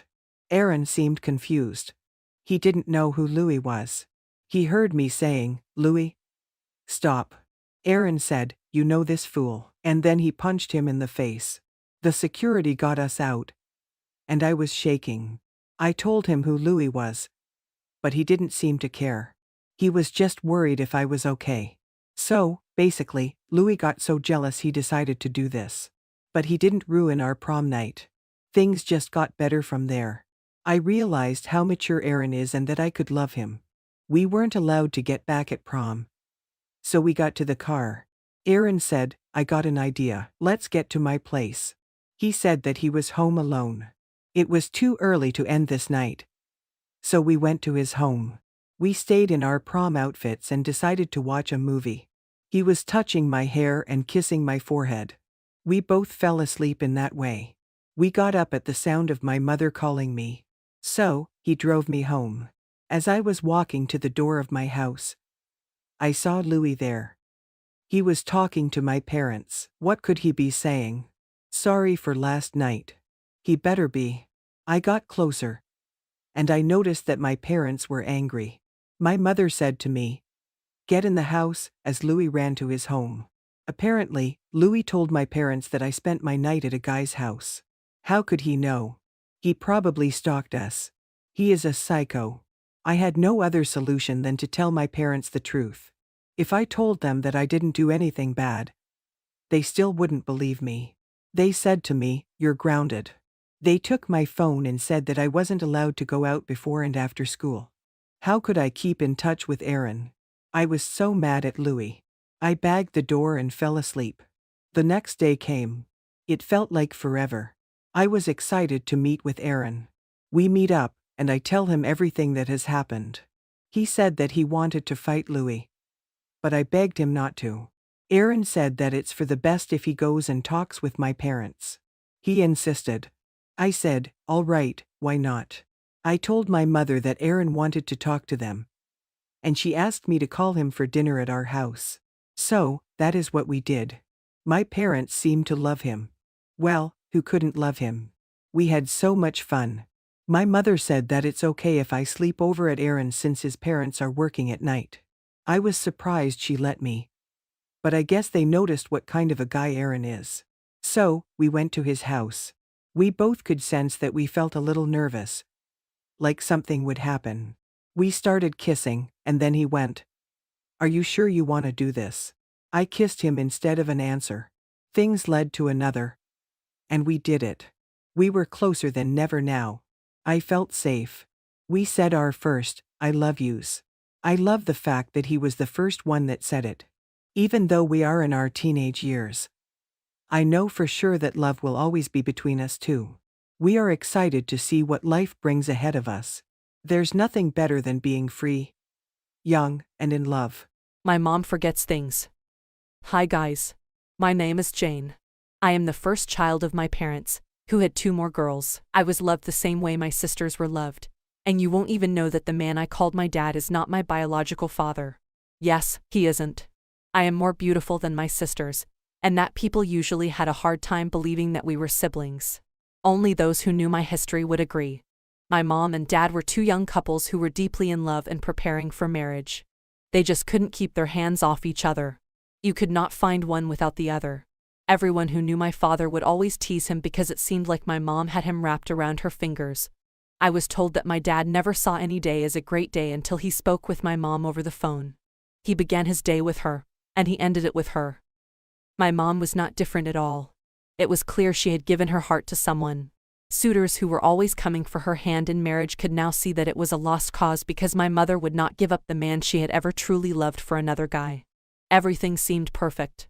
Although some elderly folks said that the feelings would not always be there. Everyone admired their love. Some claimed that it would die within the first few years after marriage, and it was only a matter of time before the flame that they felt burning all over them would be put out. My parents cared less about what people had to say concerning them. They were in love, and that was all that mattered. They were convinced that they were meant for each other. They could not wait to get officially recognized as man and wife. My dad knew that although Mom loved him, he would only be relaxed when they were married formally because then he could hold her as a trophy in front of every other man in town who was equally interested in my mom. He wanted them to see she was all his. My mom equally knew that getting married to my father meant that she had a right to tell other ladies to stay away from her territory. And so when Dad proposed to her, she readily accepted. If there was someone Dad wanted far away from Mom, it was Julius. Mom was from an average family, the only child of parents who were high school teachers and understood the value of education. They tried instilling moral values into a mom from an early stage. Having a beautiful daughter meant that everyone would want to take advantage of her. This was common. Boys would go after girls just to sleep with them, and when they did, the story got around very quickly. Some girls usually get pregnant, so it was considered a normal situation if you found a girl of 14 years old pregnant with a child. The community was bad, but my mom's parents had no option of relocating since the school where they taught was right in the community. And they were not rich, so they had to do all in their power to raise my mom. They knew trouble lurked around every corner in the streets, especially when you had someone like Julius around. Julius was an irresponsible boy. He was irresponsible in every sense of the word. He came from a family who was known to be the perpetrators of most of the crimes in the community. Julius had irresponsible parents, but he soon overtook them in the race towards being wayward. He detested school. He had no brain for books. It was a sigh of relief when he was finally made to stop school because he had been a thorn in the flesh of the teachers and the school authorities. He fought with everyone, friends, foes, students, and teachers. On one occasion, he had threatened the principal of the school. My mom's parents were his teachers at once, and they did not need anyone to tell them about Julius. They just ignored him like he never existed, and it was to their advantage because they had watched him beat up a making teacher twice his size who wanted to punish him for coming late to class. When his parents were summoned for the 5th time by the school authorities concerning their son's attitude, they started a fight with the teachers there. And Julius joined them in the fight. The school authorities reported the issue to the police department, and that was when Julius was finally kicked out of the school. Julius then made a gang out of the boys living on the street who didn't attend school. He then grew worse. Out of the suitors who came for Mom, Julius was one who she had a hard time turning off. Julius just made it plain that he only wanted to sleep with her. And even though he had gotten about 3 girls pregnant, he didn't seem to care. He only wanted to sleep with Mom so that he could brag about his latest achievements all around the community. He wanted to be the first person who slept with Mom. He kept on making advances towards Mom, which she constantly rejected. When it was noised that Mom was engaged, Julius became furious. He was going to miss all he had been trying hard to get, and worse still was the fact that he was losing it to that. Julius had known Dad since childhood. Daddy was the direct opposite of all that Julius stood for. My grandparents taught them in the same class, and my grandparents loved my dad. They constantly used him as a point of reference to other kids. While growing up, Julius could mess with other kids and get away with it, but he couldn't try such a thing with Dad. On various occasions, Dad had given him a series of beatings, a memory he carried all through his life. And now once again, Dad was about inflicting pain on him by depriving him of his target. I once heard the story of how my father dealt with Julius while they were in their teens. My father has always hated injustice. He was often found defending the weak and defenseless. Julius was fond of bullying everyone, and no one had ever stood up to him until my dad moved into the community. He attended the same school, and was in the same class. My dad is quiet, but that shouldn't fool you. He had a lion in him. On his very first day in school, he saw Julius take the lunch of a poor girl. Since it was his first day in school, and he had no friends yet, he kept looking and trying to see the outcome of the whole situation. After Julius made away with the girl's food, she began crying, but when the teacher came and asked her what happened, she refused to tell him. And that was because she had been warned by Julius not to. Otherwise, she would face more severe pain. Everyone was afraid of Julius. On that day, before school was over, Julius walked up to Dad and told him to always respect him just like everyone else did. My father kept silent. The next day, Julius walked up to my dad and demanded that the content of my dad's lunchbox be given to him. Dad kept silent and continued eating his food. Everyone watched as they feared that Dad was soon going to be beaten up. Julius was furious when my dad continued to eat without even saying a word, so he threw away my dad's food on the floor. My father charged at him just like a mad bull. In a split second, Julius eased on the floor, and my father was on him, feeding him blows. Everyone started hailing my father. It took a while before the teachers intervened finally came around, but it was already too late. Julius had already lost some teeth but retained 2 swollen eyes. They were taken to the principal's office to narrate their account of the story, and that was when everyone in the class spoke up about how notorious Julius had been. Julius was immediately punished and suspended for 2 weeks. And as soon as my father got back into the class, everyone came around him. When Julius returned from suspension, he avoided my dad, and if he wanted to bully someone who knew my dad, he immediately left the fellow. That was how the rivalry and enmity between Julius and my father began. On one occasion, when Dad and Mom were coming from my grandparents' place, they met Julius and his gang. By the way, it was then that Julius got humiliated the most. Dad made it clear to him that he had lost the battle and would never in his life get an opportunity of sleeping with his soon-to-be wife. Mom raised her finger, which showed her engagement ring, and she and Dad turned and walked away laughing. Julius was furious. He was not going to let this one go by just like that. He made a plan, one that would ensure he repaid both Mom and Dad. Their wedding date was fixed, and everything was moving smoothly. However, 2 weeks before their wedding, Mom was raped by a group of armed robbers who invaded her parents' home. Julius arranged a gang to go and rob my mom and her parents. They went with guns and knives and immediately broke down the entrance door. They collected the few cash they could find, and while the gang members were about to leave, Julius said he came to collect something more than cash. He wanted to have a taste of Mom. His gang members tried changing his mind about raping Mom, but he refused, and they couldn't compel him as he was their leader. After he had his way with her, he laughed and said that the pig could have the leftover. That statement gave him away. This tragedy was too much to bear. My mom's parents wanted my mom to conceal the information from her lover so that the wedding would not be called off. But my mom, who was already traumatized by the experience, was not ready to build a home on the foundation of deception, and however, the news will eventually spread. And so she made up her mind to tell my dad about it. And she did. It was not an easy pill for my father to swallow, but he did. He was ready to get married to my mom. He covered up her shame by not informing his parents about what had happened. He assured my mother that his love was stronger than ever, and together, they would pass through this phase successfully. This made my mother's parents love my dad more. My mother found it difficult to become intimate with my dad during the wedding night. Her wound was more profound than they all thought. My dad was very understanding. He did not want to force himself on her. He was willing to help her get through this phase of her life, so they agreed that she would go for counseling. They would both see a therapist. A bigger blow soon struck when it was discovered just a week into the marriage that my mother was pregnant as a result of the assault. They were both distraught. My mother cried her eyes out. This was too painful. She began thinking about aborting the child, but my dad intervened. He was equally hurt, but he did not let it affect his sense of reasoning. He was still going to protect my mom from the world. He made a vow, and he was going to keep it. He promised my mother that he would love the child as though it were his very own, and that is what he has consistently done. It was very easy to detect who was responsible. An arrest warrant was made for Julius, but he fled the scene for a while. Some of his gang members were rounded up, while the rest went with him. He began living the life of a fugitive, going from one town or community to the other.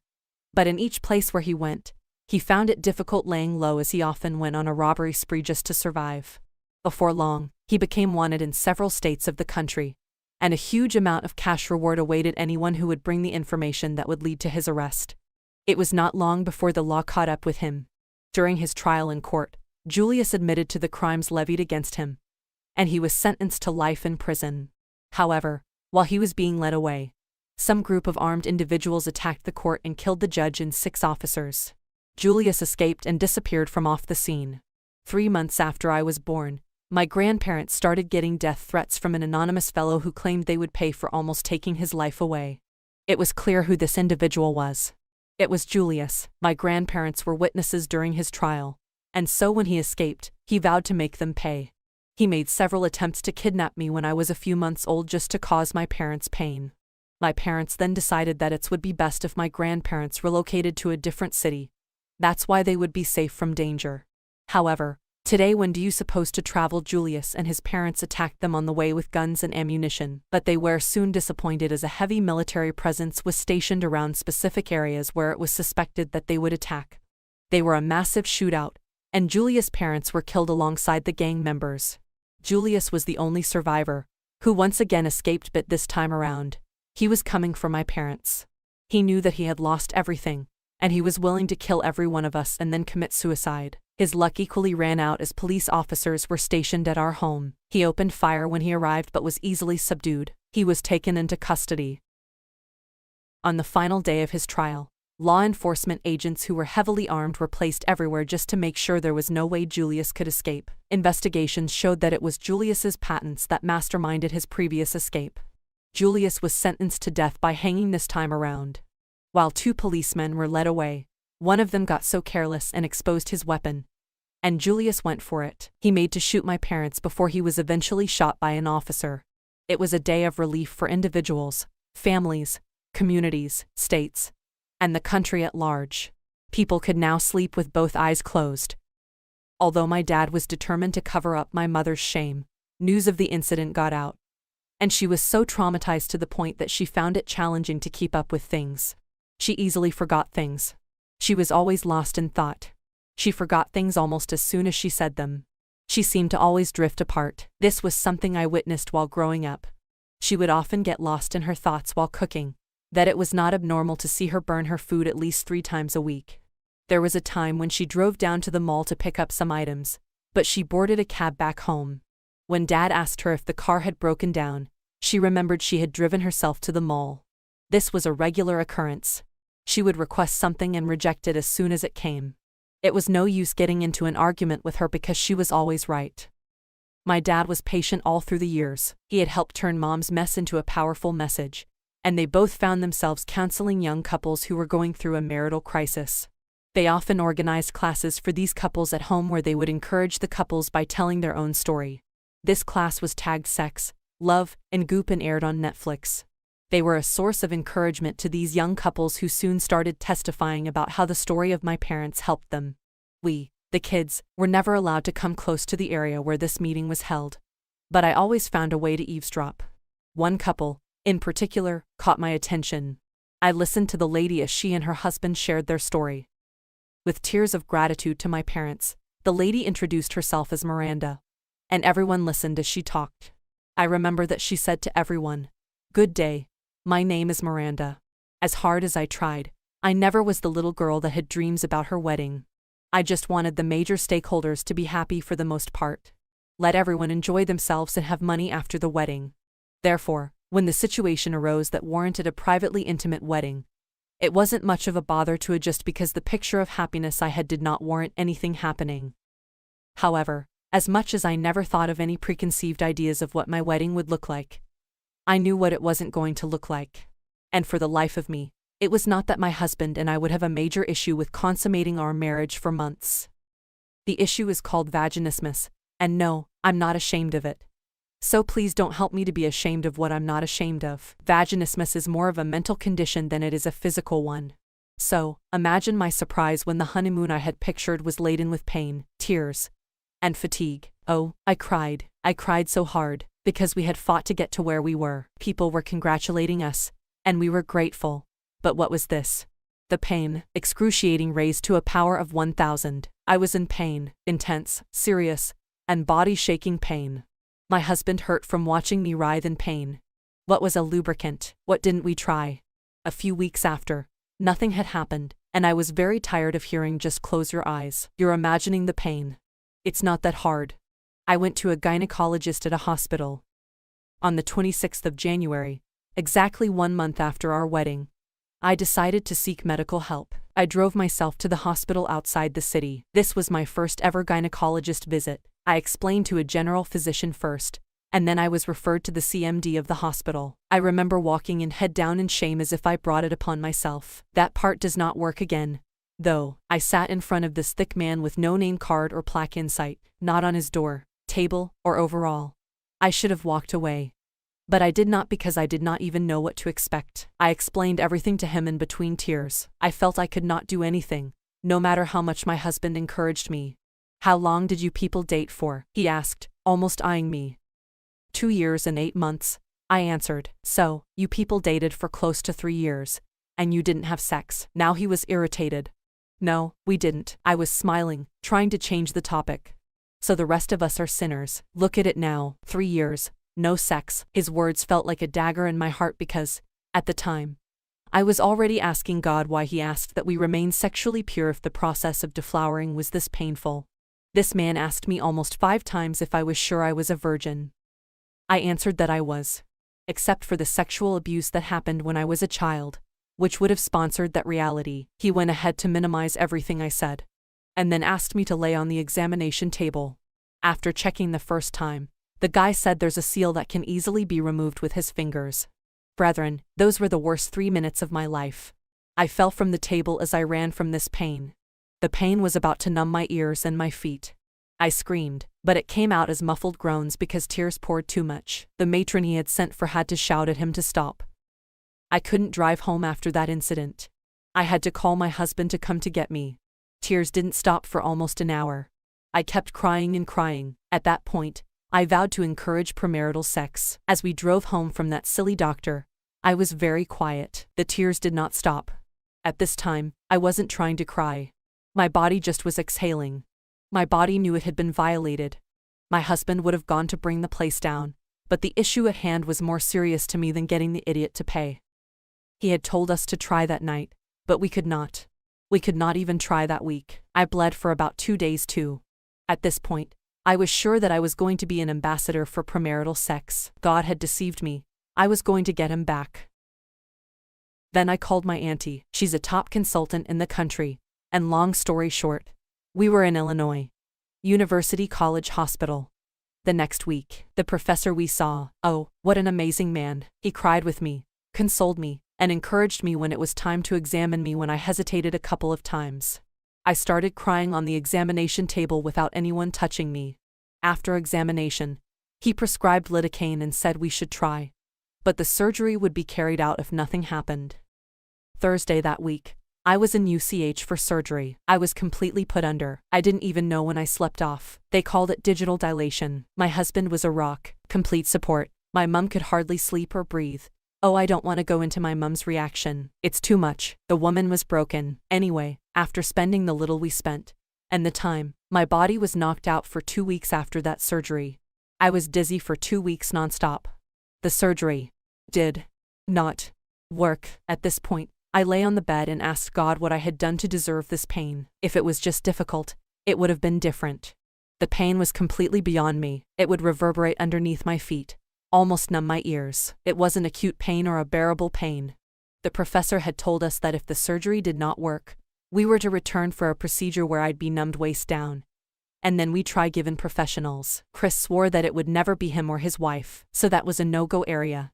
When we returned to our base, we both decided to leave it. We were tired. As in, I was exhausted, and we were barely 2 months into the marriage. What was worse, I hadn't even asked God anything. We did everything we had done until that point with our logical calculation. I didn't even consider God. I didn't ask if it was His will. I became desperate and ran to help God. I didn't realize what I'd done until He and I had a conversation, and He chided me gently.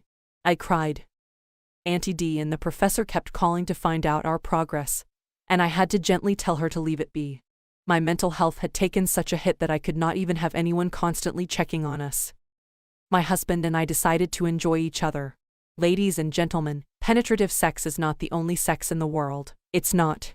So, rest very well. I never have and will never support masturbation, but your husband can familiarize himself with you. Hiding can't work. Open up and let the exploration begin. We needed to unlearn the expectation that penetrative sex was the ultimate goal. It is not. Sexual satisfaction is. Find what works for you and do it well. Then came a program called Sex, Love and Goop on Netflix. That was the first time that we encountered this class. We did not agree on many things within that documentary, but our breakthrough came through a procedure on the show. Calculated breathing. I realized that what my body was doing was natural. It prevented me from an antibody, and the reflex action was to close up. When I consciously take calculated breaths before we begin, I allow my body to relax. I also started to have conversations with my mind. This is good for me. This is good for us. He is one of us now. In, out, in again, out again. Slight pain, in, out, deeper, in, out. Like that, we won. Whoosh. God, the first time, it still hurt, but it was bearable. The second time, the pain was more sustainable. And like that, Jesus got the victory. This class has been beneficial to my husband and me. It helped put an end to our misery. By the time Miranda was done with her story, people were emotionally moved. They all applauded Miranda's husband, who stood solidly by her and refused to cheat on his wife. However, my parents knew that specific individuals may question the authenticity of Miranda's experience. And so my mom spoke up. She started by noting that it was not fiction. Medical records back up Miranda's and her husband's claim. My parents made the other couples there understand that there's always a reason behind every problem in marriages. Nothing just happens. They said that there's a reason or cause why people are sex addicts. And there is a reason behind the scene when you see that a lady suffers from vaginismus. They equally paid that when you are married but never satisfied with your partner no matter how she dedicates time for your we time. There's a reason for it. I was listening with rapt attention as they said that when a man, woman does not fancy or believe, have an interest in sex, there's a reason for it. Finally, Dad rounded up the session by saying that a lot of people have passed through one trauma or another in their early lives, that the results are one of the things we see manifesting in marriages nowadays. But it depends on what you do with those things before we say I do or even after you get into the institution called marriage. He said that he and his mom will always advocate for therapy, counseling while dating because of those negative things one might have encountered while growing. From childhood abuse, trauma, and all those to just basically having a different background while growing up. If one is not intentional about who to marry by taking therapy, counseling seriously, it will be a struggle. He quipped that while there are lots of lessons that could be drawn from the story of this couple, he would always recommend that people do their homework before taking this journey of life called marriage. This would go a long way to tackling most issues that could arise. I listened with pride. I was proud of the man that I grew up to know as my father. Although he treated me like a daughter and never for once made me feel inferior to his other children, there have been times when I wished that I had his blood flowing through my veins. I felt ashamed knowing that I had the DNA of a man who would go down in the history of the nation as one of the most terrible men who ever lived. There is nothing that I wouldn't give to change my history. I usually found myself thinking about how my life would have been, how I would have turned out to be if Julius succeeded in stealing me as a child when he wanted to. Would I be this refined young lady that I am today? Or would I equally end up as a criminal who was wanted in various parts of the country? Anyways, I was glad that things just turned out the way they did. The door suddenly opened, and here was Mom looking at me. I was eavesdropping all along, and I knew I was going to get punished. However, I used her situation to my advantage. I told her that I heard her call for me. She wasn't sure if she did, so she let me go. She probably thought that she did but forgot she did. Hey guys. What would you do if you were me and you had a mom who forgets stuff every 5 minutes after she says them? I would love to hear your thoughts. I left my sound at max on the phone accidentally and watched an 18+ video on bath. My name is Jessica. I am 20 years old. I live in Florida. I had a very rough background because my mom died while I was 15 years. The death brought me a lot of pain. 5 years after, I am yet to recover from the death of my mom. I haven't forgiven my dad since my mom died because he was among the causes of my mom's death. The doctors confirmed that my mom died as a result of internal bleeding. My dad was a drunkard. He usually comes home drunk every day. My mom kept telling him to stop, but he didn't. One day, he came home drunk. My mom talked to him like she used to anytime he comes home drunk. I didn't know what came over him that day. He hit my mom. He hit her severely that she had to be rushed to a hospital. After 3 days, my mom was discharged from the hospital, but she was still not 100% okay. She fell sick again, But she didn't go to the hospital early. When she died, the doctors carried out an autopsy on her. The result of the autopsy showed that she died of an internal injury that she sustained when my dad raised his hands on her. My dad was sorry for his action, but the deed has already been done. He was charged with manslaughter, but he was later released after spending 2 months in prison. 3 years after the death of my mom, my dad remarried. He married a woman from Florida. He invited only a few people to the wedding ceremony because he didn't want people to know that he was getting married. I didn't get to meet the woman he married until the night of the wedding when she came home. She came with a 12-year-old boy that has another father. I didn't want to live with them, but I had no option. I graduated from primary school a few days after my dad's wedding. 6 months after, I enrolled in a high school. When I got to high school, I made a lot of friends. After closing from school, I will go to my friend's place. Sometimes, I will be there until late in the evening before I returned home. I was just happy with anything that will take me away from my dad's wife. One day, I came home very late. My stepmom was curious to know where I was coming from. She started ranting in the sitting room that I am fond of going out and returning late. She said I am a small girl and that is not good for me. From the bottom of her heart, I knew her advice was good, but she wasn't doing it with good intention. She intended to spike my father up against me. She continued ranting in the sitting room. She expected my dad to say something, but he didn't. He kept looking at her. When he finished eating his food, he went straight into his room.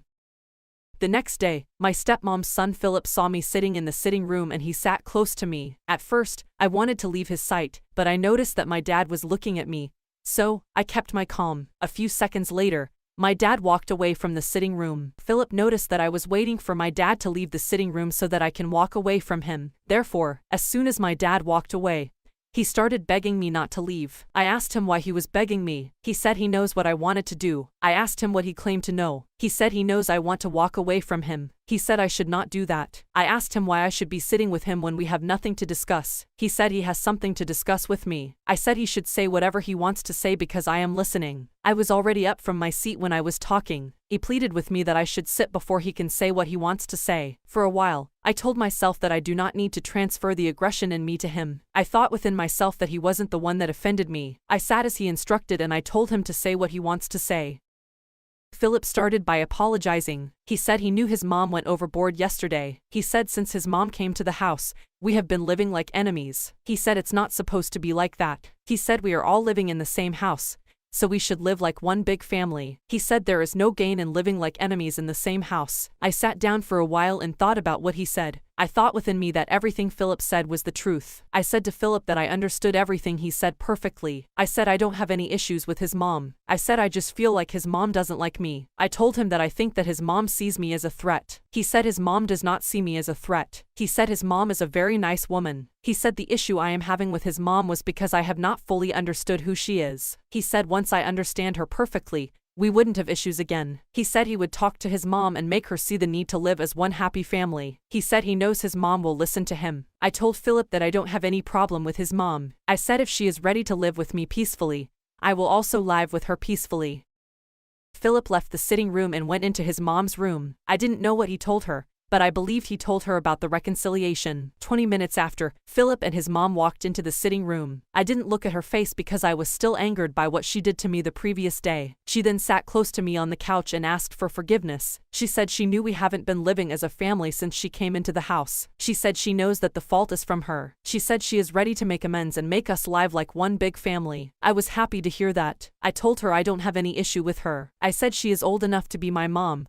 Therefore, she ought to take me as a child. I said she ought to treat me the same way she treats her son Philip. She said I should forget what has passed and let us start a new chapter. I told her that I heard everything she said. She said to prove to me that she is happy with me, she will cook anything I want for dinner. I told her to prepare what my dad wants rather than what I want. She said my dad doesn't have any issue with shat she cooks. She said my dad eats whatever she cooks without complaining. She said I have to mention what she will prepare for dinner. I told her to cook fried rice and chicken. She said my chicken will be the biggest. She left after I told her what to cook, but Philip remained in the sitting room. Philip and I discussed a lot of things. He asked about my academics and other stuff. He urged me to show him anything that I have been taught in school that I do not understand.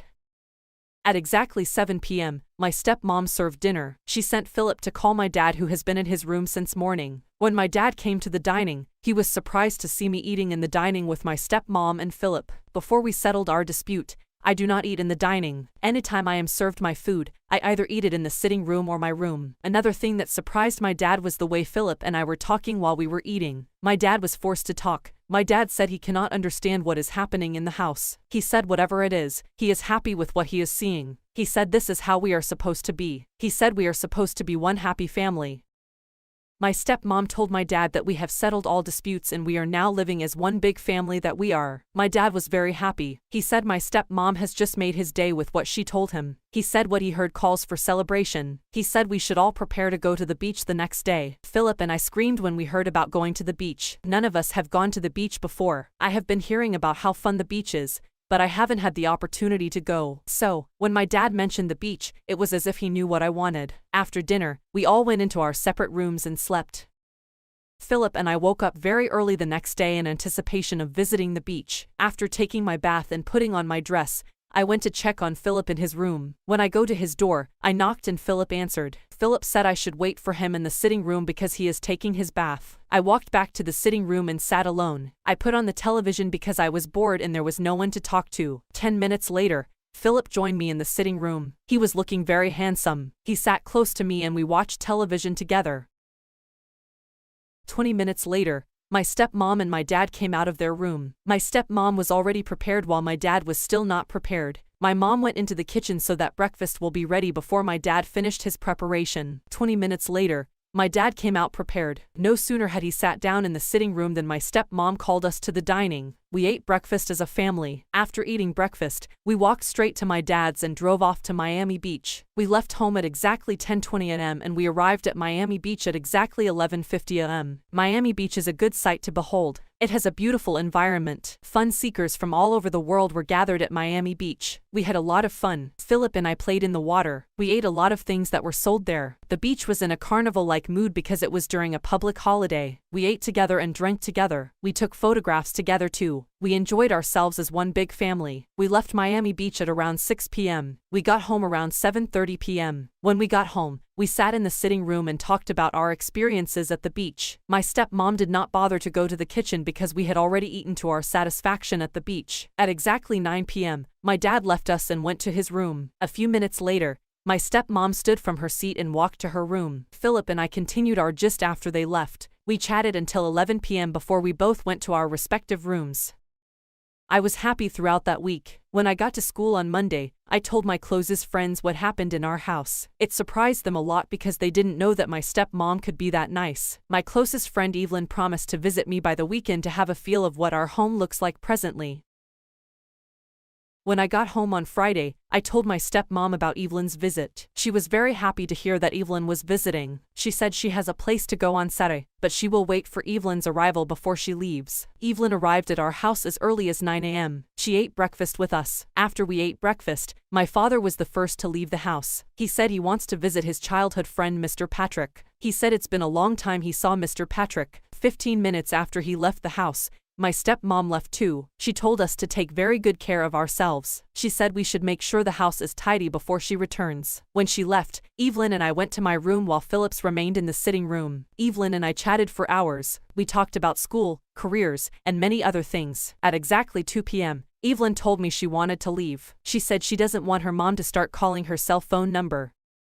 I followed Evelyn to the gate. We hugged each other and we waved at each other. When I returned to the sitting room, Philip was still sitting there. I sat on the couch in the sitting room and we started chatting. Philip began to ask me about my friend. He asked me how I met Evelyn and I told him that she is my classmate and my closest friend in school. He asked me a lot of questions about Evelyn and I gave him answers according to what I know about her. The last question that Philip asked that made me realize that he had an interest in Evelyn was when he asked me whether Evelyn has a boyfriend. I said since I know Evelyn, I have never seen her with any man. I said we used to talk about men like girls do, but none of us has a girlfriend. He said what if she has and I don't know. I said Evelyn is my classmate and my closest friend in school. I said there is nothing that Evelyn will do that I won't know about. I said if she has a boyfriend, I will be the first person to know. After I answered him, I asked him why he asked me all those questions about Evelyn. He said it seems he likes her. I asked him if it seems he likes her or he likes her. He said he likes her. He said he wants me to help him talk to Evelyn since we are friends. He said Evelyn will listen to me better than him. I said I will do my best. He promised to buy me a very nice gift if I talked to Evelyn on his behalf. He asked me what I want as a gift. I said I want iPhone 12. He said if I am available to convince Evelyn to date him, he would buy me iPhone 12. As soon as I heard that, I started thinking of the strategy that I will use to win Evelyn's heart for Philip. I didn't want that iPhone 12 to pass me by.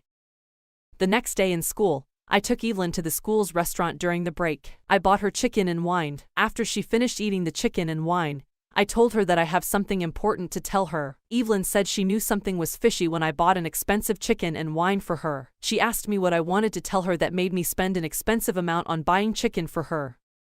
I said I want to tell her about my stepbrother Philip. She asked me what happened to Philip. I said since the day she came to our house, Philip has not allowed me to rest. I said Philip has been disturbing, that he likes her and he wants to date her. As soon as Evelyn heard that, she busted into laughter. She said she laughed because Philip saw her that day and he didn't tell her anything. She said if he loves her as she claims, he should have been the one to approach her. I told Evelyn that Philip that I know is very. I said he doesn't have the charisma to talk to a girl. I said that doesn't mean he is weak. He is just like that. I said to Evelyn that she cannot find anyone better than Philip. I said he is the best she can find anywhere. I reminded Evelyn about the role that Philip played in reuniting our family. Everything I was doing was because of iPhone 12. Evelyn said she has heard what I said. She said she will take her time and decide on what to do. She said she will get back to me with her final decision. I told her that I will be waiting to hear from her.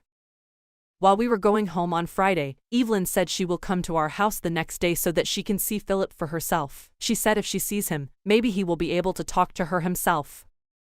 When I got home, I met Philip in the sitting room as usual. I told him that I have talked to Evelyn and she has decided to visit us the next day. I said he should do everything to convince her. I told him that I have done the difficult part of the job. I said what is left is just for him to add to what I have done. I told him that the main thing Evelyn wants is to hear it directly from him. I said if he tells her himself, she will accept immediately. Philip thanked me. He said he will do his best to convince her when she comes too. While I was walking into my room, I kept remembering Philip about his promise. Philip said if Evelyn agrees to date him when she comes tomorrow, I will get my iPhone 12 by Monday.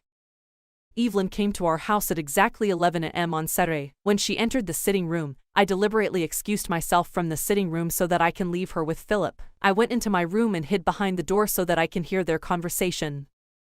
5 minutes after I left, Philip and Evelyn were looking at each other without saying anything. The anger that was in me from where I was watching them couldn't be quantified. After some time, Philip began to initiate a conversation with Evelyn. He started by asking Evelyn about her academics. Evelyn answered him well. Next, he moved to what Evelyn likes and what she dislikes. Evelyn said she likes reading and traveling. Philip said he also likes reading, but he doesn't like traveling. He said he is always afraid of an airplane. Philip moved closer to Evelyn and began the main conversation. He asked Evelyn if I have talked to her about anything. Evelyn told him that we are friends, so we talk about a lot of things. Philip said what he was trying to ask her was whether I have talked to her about him. Evelyn said I have talked to her about him, but she wants to hear it from him. Philip said if she wants to hear it from him directly, then he will say it. He told Evelyn that she captured his heart since the first day he saw her. He said he has seen a lot of girls, but she is so special. He said she is better than all the girls he has been seeing. Evelyn smiled. She said that is how a lot of guys do when they want a woman. She said if they get what they want, they will change their attitude. They would forget about all the promises they made when they were wooing the girl. Philip said he is not like that. He said he is ready to stand by his words till the end of time. He told Evelyn that he loves her and he wants her to become the mother of his unborn children. I could not be more proud of Philip from where I hid. I was enjoying the way he was putting his sentences together. After going back and forth, Evelyn said she has heard what he said. She said she will look into what he said and she will give him a reply as soon as possible. A few minutes later, I came out from my where I hid pretending like I didn't hear everything they said. As soon as I entered the sitting room, they kept quiet as if they weren't talking before I came in. After a few minutes, Evelyn told me that she wanted to leave. I asked her why she was leaving so early. She said she has some laundry to do at home. She said she will also help her mom in the kitchen. When she walked out of the sitting room, I followed her immediately. I asked her whether Philip was able to talk to her. Evelyn said Philip told her what she wanted to hear. She said she was very impressed with the way he put his sentences together. She said she likes him. She said she wants to take her time before she gives him a reply. I quickly interjected when I heard that. I said she doesn't need to keep Philip waiting anymore since she claims she likes him. Evelyn left after we talked at the gate. I hurriedly walk into the sitting room so that I can talk to Philip too. As soon as I entered the room, I walked straight to Philip. I asked him how it went. I pretended like I didn't know what happened. Philip said he knows my friend would have told me what happened. I lied to him that I didn't ask her because she was in a hurry. Philip said he was able to express his feelings to her. He said he told her his mind and he hopes she will yield to his demand. Philip said Evelyn promised to get back to him as soon as possible. Before I left for school on Monday, I made up my mind that I will do everything to convince Evelyn so that she can quickly yield to Philip's demand. Since Philip told me about the iPhone 12, I have been dreaming of it. After the assembly, I quickly went to Evelyn's sit so that another person won't sit close to her. As soon as I sat, I started my motive. I told her to talk to Philip as soon as possible. I said she should possibly give him a reply today. Evelyn wanted to know why I was trying to rush her. I said Philip is a good guy and he deserves the best. Evelyn said she will come to our house during the weekend. She said she wants to tell him herself. I was so happy when I heard that. When I got home, I told Philip that Evelyn has agreed to date him. I said she would have called him to inform him, but she doesn't have a cell phone. I told him that Evelyn promised to come during the weekend so that she can inform him herself. Philip said if Evelyn comes on Saturday and says what he wants to hear, I will get my iPhone 12 on Sunday. As soon as I heard that, I started dreaming of Saturday. I would have moved that Monday become Saturday if I had supernatural power. As the days were going by, I was just anticipating Saturday. Finally, the day I was waiting for arrived. Evelyn called me at exactly 9 a.m. that she was on her way. When Evelyn arrived at our house, she met a full house because my parents were still at home. A few minutes later, my dad left for work because he had an emergency. 1 hour later, my mom told me to follow her to the mall to get some stuff. We all left the house leaving Philip and Evelyn. When we left, Evelyn told Philip what he wanted to hear. After telling him, they had explosive sex. When we returned home, we met them in the sitting room watching television as if nothing happened. 1 hour after my mom and I returned from the mall, Evelyn told me she was leaving. When I followed her to the gate, she told me that she has told Philip that they can start dating. When I returned to the sitting room, I started whispering to Philip about my iPhone 12. At exactly noon on Sunday, I heard a knock on my door. When I opened the door to see who was at the door, I met Philip standing in front of my door with an iPhone 12. I screamed very loud when I saw my new phone. As soon as I collected it, I took it to my stepmom and my dad. They were so happy for me. I didn't know that Philip bought 2 phones until the next day when I was going to school. As soon as I walked out of the gate, Philip called me back. When I went to him, he gave me another iPhone 12. He said I should give it to Evelyn. I became speechless. I was just looking at Philip without saying anything. I was wondering how happy Evelyn will be when she sees her new phone. When I got to school, I told Evelyn that I have a big surprise for her. She wanted to know what the surprise was, but I wasn't ready to tell her immediately. I told her to guess what the surprise might be. She did all the guessing, but she didn't even come close. After some minutes, I brought out my iPhone 12 from my bag. Evelyn became speechless. She didn't see me with an iPhone when she came to our house on Saturday, so she was wondering how I got an iPhone between Sunday and Monday morning. I told her that it was Philip's that gave me the iPhone 12. She was speechless. She said she didn't know that Philip is that generous. I told Evelyn that the surprise I am talking about is not my iPhone 12. After some minutes, I brought out her iPhone 12 from my bag. Evelyn was shocked when she saw me with another iPhone 12. I said this one is the real surprise. I handed the phone over to her and I told her it's a gift from Philip. Evelyn was speechless. She was wondering how she could get a big gift from someone she just started dating a few days ago. We took pictures with our phones. I snapped Evelyn with her phone while she snapped me with my phone. Evelyn and I enjoyed using our phones. We use it most times in school. Most times, some of our friends used to come to us to borrow our phones to snap pictures. Because of that, a lot of pictures were stored on our phones. I was with Evelyn one day when she told me about what happened between her and Philip on the day she came to our house. She told me how she and Philip had sex. She told me how good Philip was in bed. When I got home that day, I wanted to ask Philip but I cautioned myself. Since then, I have been looking for a way to have a taste of Philip. I wanted to experience what Evelyn experienced. My urge for sex with Philip led me to download porn videos on my phone. I started watching 18+ videos uncontrollably.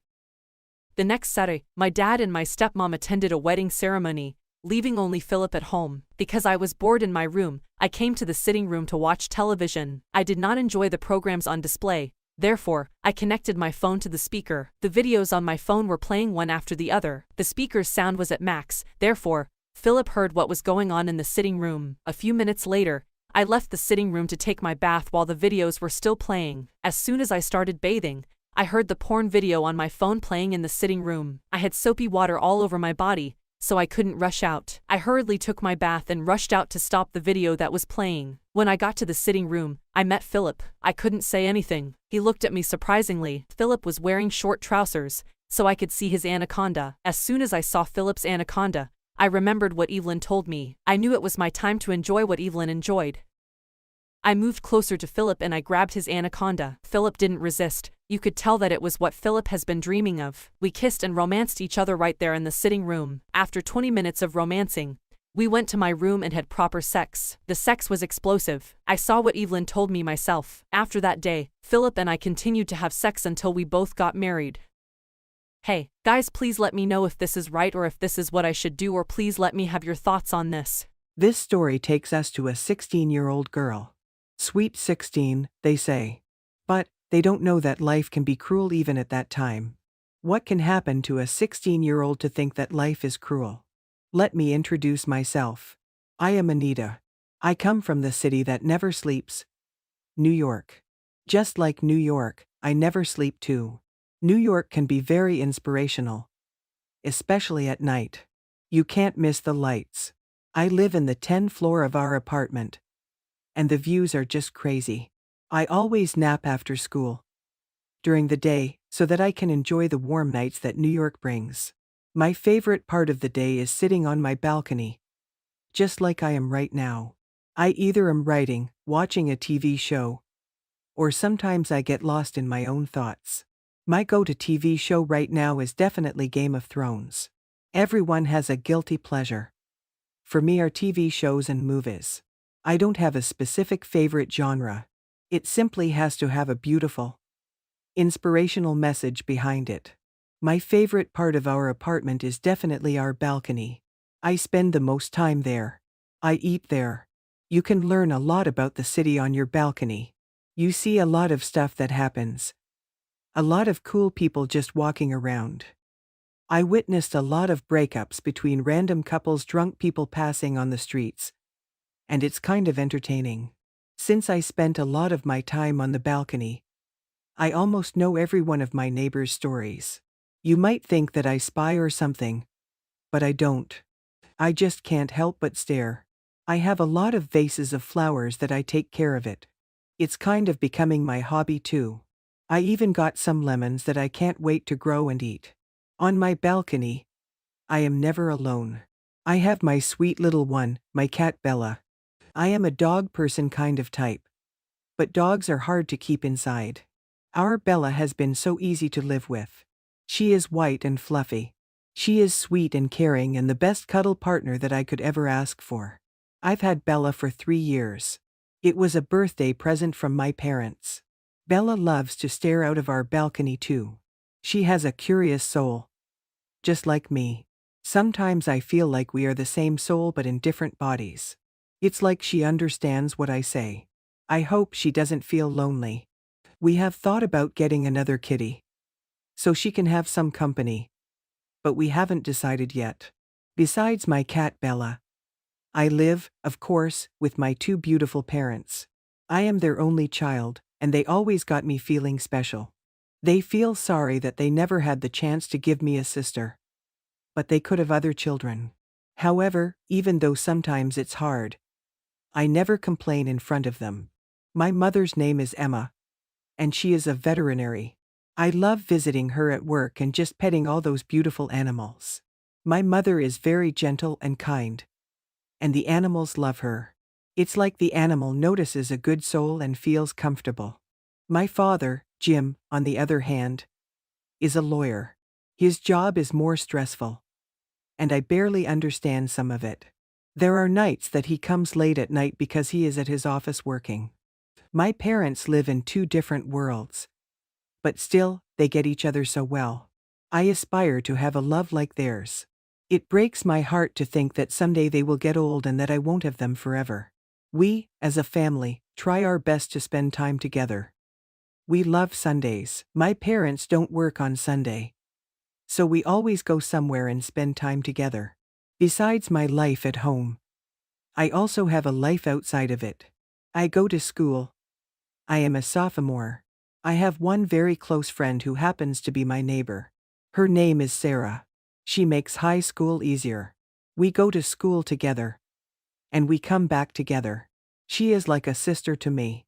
Like everyone, I don't like school. But I try my best to study and do good in school. There are a lot of parties that my school organizes. There are times that Sarah and I go there. My parents don't mind, they trust me. I can't lie and say that I never tried alcohol because I did. However, I have never been 100% drunk. I am not the type of person that gets attached to things. Just because I might enjoy drinking at a party doesn't mean that I will continue to drink every day. I know when to drink and when not to. There are times when I buy a pack of cigarettes just because of curiosity. I enjoy smoking sometimes. But I know that I will never smoke it in the future. I have control of myself. When you go to these parties, a lot of stuff can happen if you are not very careful. A lot of my friends that go to my school do drugs. This scares me. Smoking and drinking don't make you cool. But I think that's how some of my friends think. Even though those parties might not be the best idea. I met someone special 1 year ago. I met a boy named Abel. We have been dating for a year now. We met at a party, then we found out that we were going to the same school. Abel is 1 year older than me. We know that we are young and that maybe we won't last. At least that is what they say. But I know that we love each other. Abel is straight out of a movie. He is the funniest person that I've ever met. He is my first kiss. And I want him to be my first everything. He is the reason why I haven't cut my hair for a year. He just loves it. We would go to the cinema and kiss for hours. My parents found out about Abel months ago. So they know that we are together. They respect my choices. And they believe in us. Even my parents were so young once they started dating. So I guess we are all right. Another good thing about New York is that you can wear whatever you want. And none would say a word. It's the city where you can show off your fashion and not be afraid of it. However, even at 16-year-old, life can be cruel and unpredictable. It had been months since I haven't felt like myself. I felt deep inside of me that something wasn't all right. I started not wanting to go out and meet with my loved ones, Sarah and Abel. I didn't have energy for anything. And I just wanted to be left alone. I wasn't eating, and I couldn't even finish an episode of my favorite TV show. This was all of a sudden. I don't know why it happened. Even my cat Bella started to notice it.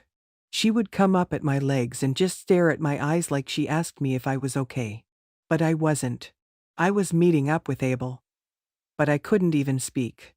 Later, I got informed that Abel had spoken to my parents about this. They all thought that I was going through a depressive phase. But I knew that I wasn't that type of person. However, I decided to meet up with a psychologist since my parents told me to. Clearly, this wasn't helping me since I couldn't even get up from my bed. My parents weren't home most of the time. And I couldn't even go to school. I was home alone. So Abel used to sleep over at my apartment. One night we fell asleep on the balcony talking about our future. We talked about having sex. And we agreed that we would go for it the next time we meet with each other. We were going strong for a year. So why not? On a Sunday night, my mother came up to me and noticed that my head was burning from the temperature. We rushed to the hospital. And that's where the real sad story begins. I don't remember the ride to the hospital. But I remember waking up to a hospital bed. My mother had told me that the doctors made some tests. She said that the tests would arrive the next day and that today I had to sleep here. But I had other plans on my mind. Today, I should have been meeting up with Abel. It should have been our special night. But life works in mysterious ways. I guess. I've had the best sleep since I could remember that night. The next day I woke up to Abel texting me. He didn't know where I was. Last night he went to a party. He thought that I would meet him there. I couldn't help but think about who he was and who he met there. However, I texted and let him know that I was at the hospital. My mother and father seemed so worried that I couldn't understand why. The minute that the tests came, Abel knocked on the door and went in. He was standing near me. And I could hear the smell of the alcohol. He had been drinking yesterday. and I was just feeling jealous of what he could have been doing. The doctor was telling me the results of the tests, but I couldn't understand what was wrong. I looked at my mother's eyes, and I saw some tears. Then all of a sudden, I heard the word cancer. My parents started crying, but Abel and I were just shocked. The doctors said that it would be for the better if we started chemotherapy tomorrow.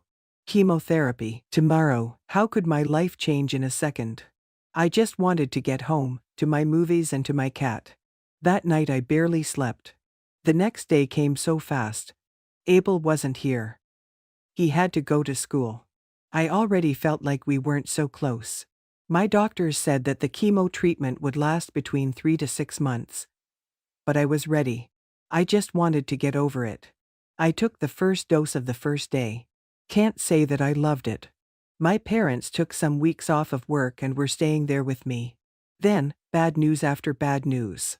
So, basically, if you're doing chemo, there is a chance that you're gonna lose weight and hair. Months went by, and things just got worse. My cancer was not getting better, and I was still taking the chemo treatment. I couldn't spend time with Abel or Sarah, and I missed falling asleep with Bella. Abel would come after school, but nothing was feeling the same anymore. I miss everything about my life. I am writing this on my hospital bed, wishing I was on my balcony. The doctor said that it's good if I start and take walks around the city. One day, I decided to do so. As I was getting ready, I noticed how bad I looked. I couldn't even notice myself anymore. I was so skinny, and half of my hair fell down. I was wearing a hat, but it was summer. I decided to go with my mother only. She thought that it would be a good idea if we called Abel. But I don't want Abel to see me this way. I went out and saw what I was missing out on. The sun was out, the world was full of colors. You should have seen the girls on their sundresses out for lunch. I felt like my soul had gotten older. That's when I decided that I shouldn't be your problem, Abel. I knew that I had to set Abel free. I know that he does not love me anymore. I wasn't the same person. I didn't look the same. He always used to say that he loved my hair. Now what? I didn't have any hair left. He should continue to live his life. He's young. I texted him so we could meet and say our goodbyes. That was the last time that Anita had written. She had actually passed that day. The cancer had covered her whole body. Her body's ashes are going to be on her favorite place, her balcony, so her soul can still watch over the beautiful sky of the city that never sleeps. Hi guys, my name is Anita, and I am 17 years old. I am energetic and passionate about life. I hate to be on the losing side. I have experienced a lot of things that a girl my age shouldn't experience. I can't say that I lack the basic amenities of life. No. On the contrary, I have always had the things I wanted. Some of which were provided to me by my father, others, I was made to get myself by my mother. One could envy me from a distance, but when you come close to me and come into my world, you will discover that all the happiness, love, joy, and care were just an illusion, and my open world is not one you would desire. I had money but lacked the attention of my parents. Yes, our home was broken. I am the product of divorced parents, whose relationship was a mistake on the part of my dad and manipulation on the part of my mom. I stayed with my mom, who never really cared how I was doing except when she needed to use me for her games. My dad would trade anything just to be with me, but my mom kept me as leverage. Dad never knew the real me, and mom didn't care. I'm sure that if my dad knew what his ex-wife was turning his daughter into, he would fight tooth and nail just to make sure I was taken away from her. Mom had us relocating on a constant basis, and so, I never had a steady life. I never had regular friends. I was here today and gone tomorrow. My academic life was as good as dead. I was no better than a dropout. We had to change schools frequently too, and whatever we went, Mummy made me lie that my dad was dead. This was something I never told Dad. People seemed drawn to me out of compassion.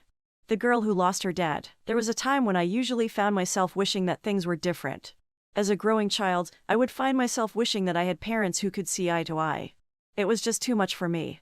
I am who I am today because of my mom. And I am not grateful to her. She exposed me to the realities of life faster earlier than necessary. I can clearly remember the first day I saw people having sex. It is a memory I guess I would live with for the resting my life. There is nothing that I wouldn't give to wipe it off my mind. I can vividly remember coming back home from school really tired, wishing I would just for once run into the loving arms of a mother, only to have my dreams broken. I got home that day and found the door locked. Ask went by the window. I saw what I hate to remember. There was my mom used by two men. I was horrified at my bones. I couldn't move. I just stood looking with tears pouring out of my eyes. After about 10 seconds, she turned her head, only to find her 12-year-old daughter crying. I ran away. I didn't know where I was running to. I just kept running. I didn't care where I was running to. I just wanted to run away from what I had just seen. I was broken. I was bitter. I didn't know when I finally ran back to school. I would rather stay in school than go home to such torments. I don't know how long my mom looked for me. I don't even know if she ever looked for me, but she came to pick me up after management called her.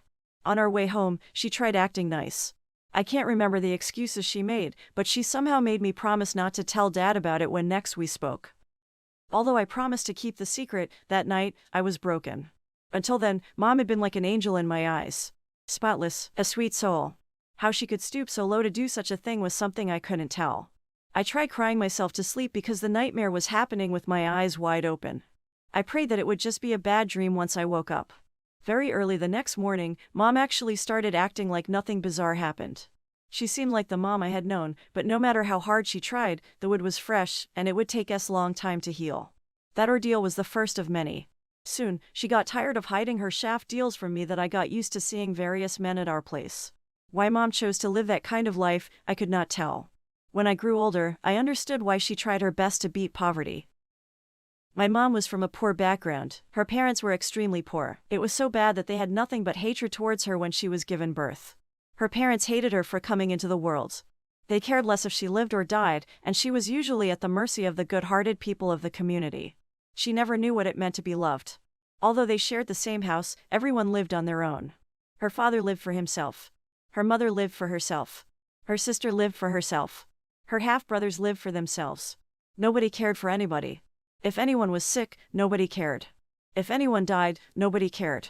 I learned that Mom once ran away from her home for 3 days, and nobody cared if she was alive or not. The hatred was too much in the family. It was really a dysfunctional family. The parents had resentments for the children, and the children reciprocated the same gesture. It was regular to find her father fighting with her half-brothers over money, or Mom was seen fighting her mom over something trivial matter.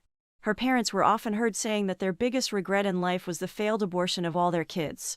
There was a time when my mom fought with her mother over a man. Her mother claimed that she was now going after her clients. Yes, Grandma slept with different men in the same bed she shared with Grandpa. The fight between Mom and Grandma was nothing new, but the comments made by Grandma fueled the hatred Mom had for her. Grandma told Mom that she would never amount to anything in life. Mom said to her that being nothing in life was better than ending up like her. However, she vowed to be better than her mom. The neighbors were constantly entertained by the family drama.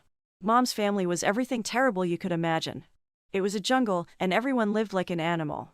The school was not an option for the children because nobody was going to pay, so each child learned to fend for himself from an early stage. Mom was really smart. It seemed as though she was the smartest of all the children. She knew that sleeping with boys who were wallowing in poverty just like her would only turn out bad for her, so she decided to go for those who were better off than she was. She was going to go for the educated and wealthy. She soon started visiting bars and brothels where they were high and mighty patronized. Her game plan was to make a rich client develop emotional feelings towards her, and by so doing, she got him wrapped around her fingers. However, she soon discovered that nobody was willing to form a bond with a harlot, so she decided to take a different route. That was when she met my dad, Tony. Tony was from a wealthy family. He was from a good home. He had me raised with a high level of moral standard, and his parents had lots of expectations from him because he had been given a lot. He had a religious upbringing, and he was never allowed to do the kind of things other kids did. He didn't date girls, he didn't go for parties, he was just made to focus on his career, and he exceeded expectations. As a result of his parents' wealth and influence, he did very well. Tony was now a man, and due to his background, he hardly thought about marriage.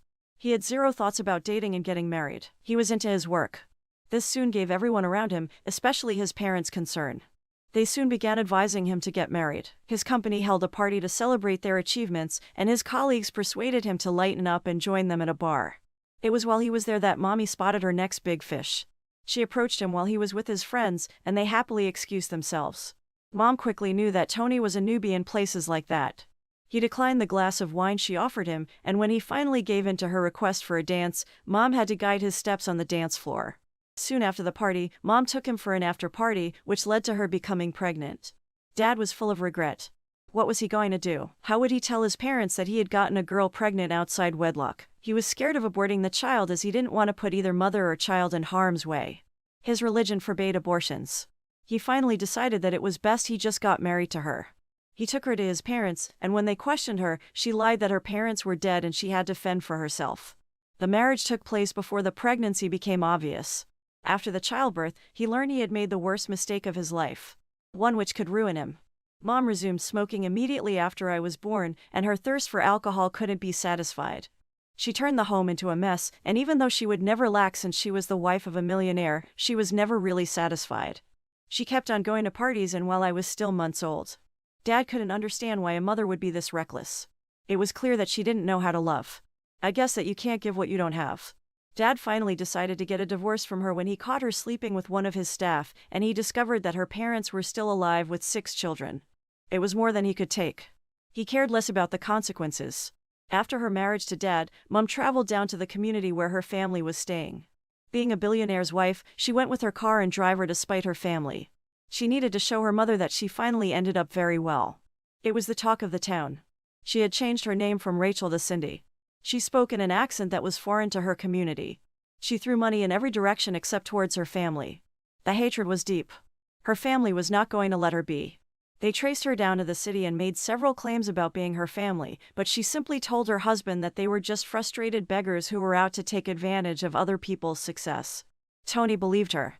However, after so much pestering, Tony decided to give it some thought, and he paid an agent to investigate the issue. The findings were shocking. They were Mom's family. Dad traveled down to the community where they lived to see for himself. The people of the community gave him the history of his wife. Dad was shocked by the bones. Mom always had surprises for him, but now, he had had enough. He drove back to the city in anger, only to find one of his male staff sleeping with his wife. Now nothing would hold him back from getting a divorce. He told his parents, who were in full support of his actions, and the divorce proceedings commenced. Mom got a good fortune out of it, and she was awarded my custody. Something that Dad didn't want her to have.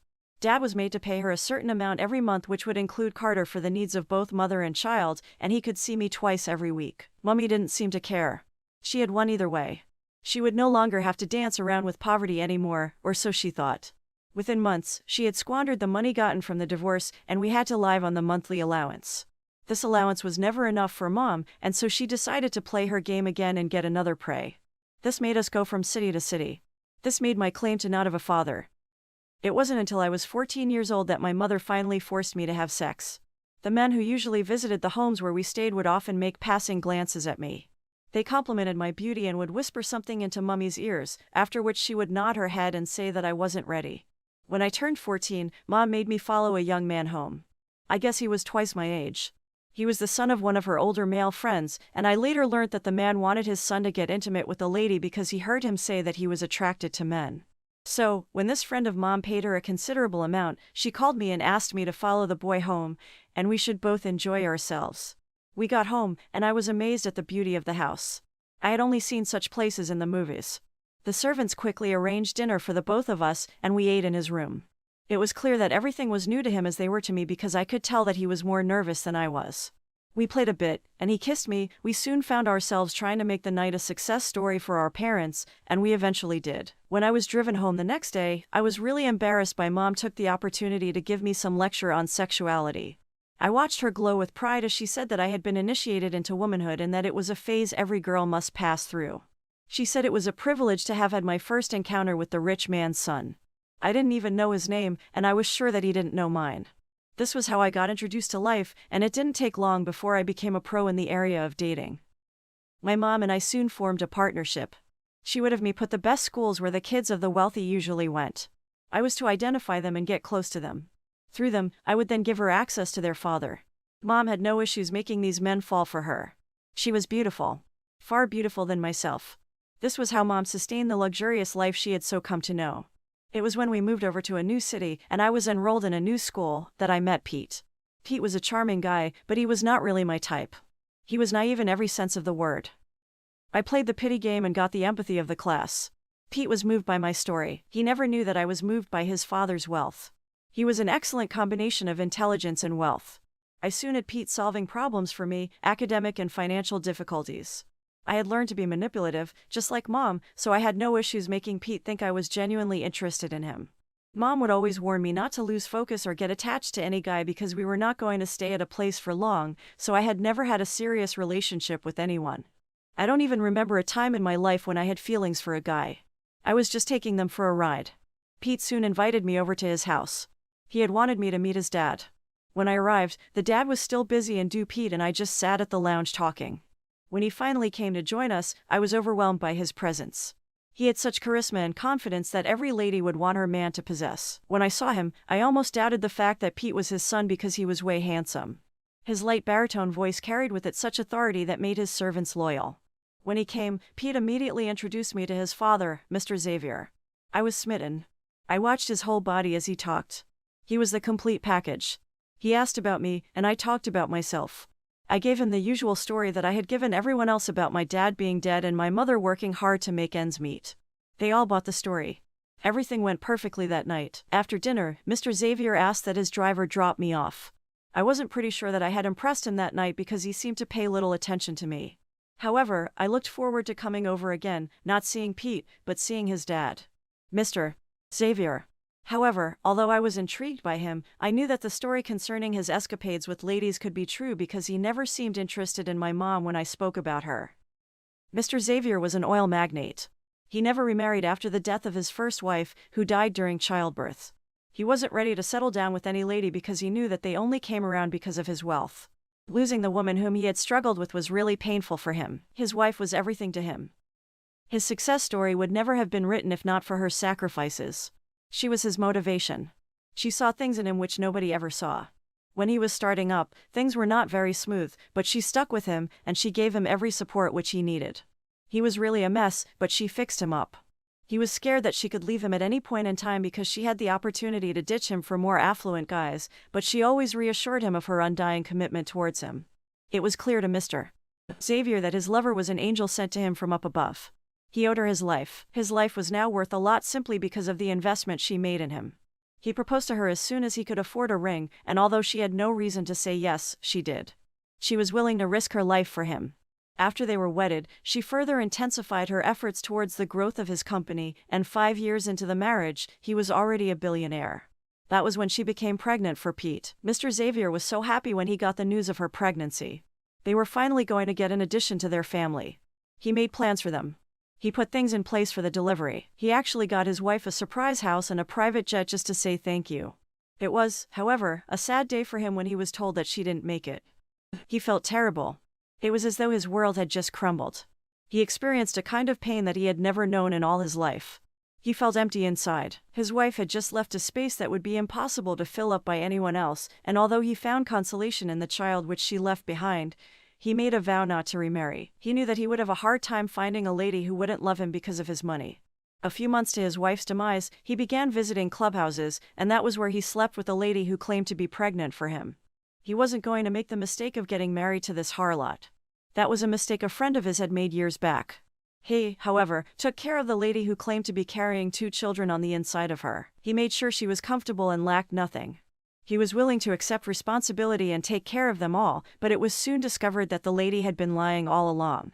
The pregnancy test was positive, and she did have twins, but they were not his. Although he didn't send her to jail for extortion, he quickly took back the car and house that he had given her. This further strengthened his resolve to be on the lookout for women. A week after I had met Pete's dad, I fell ill and missed school.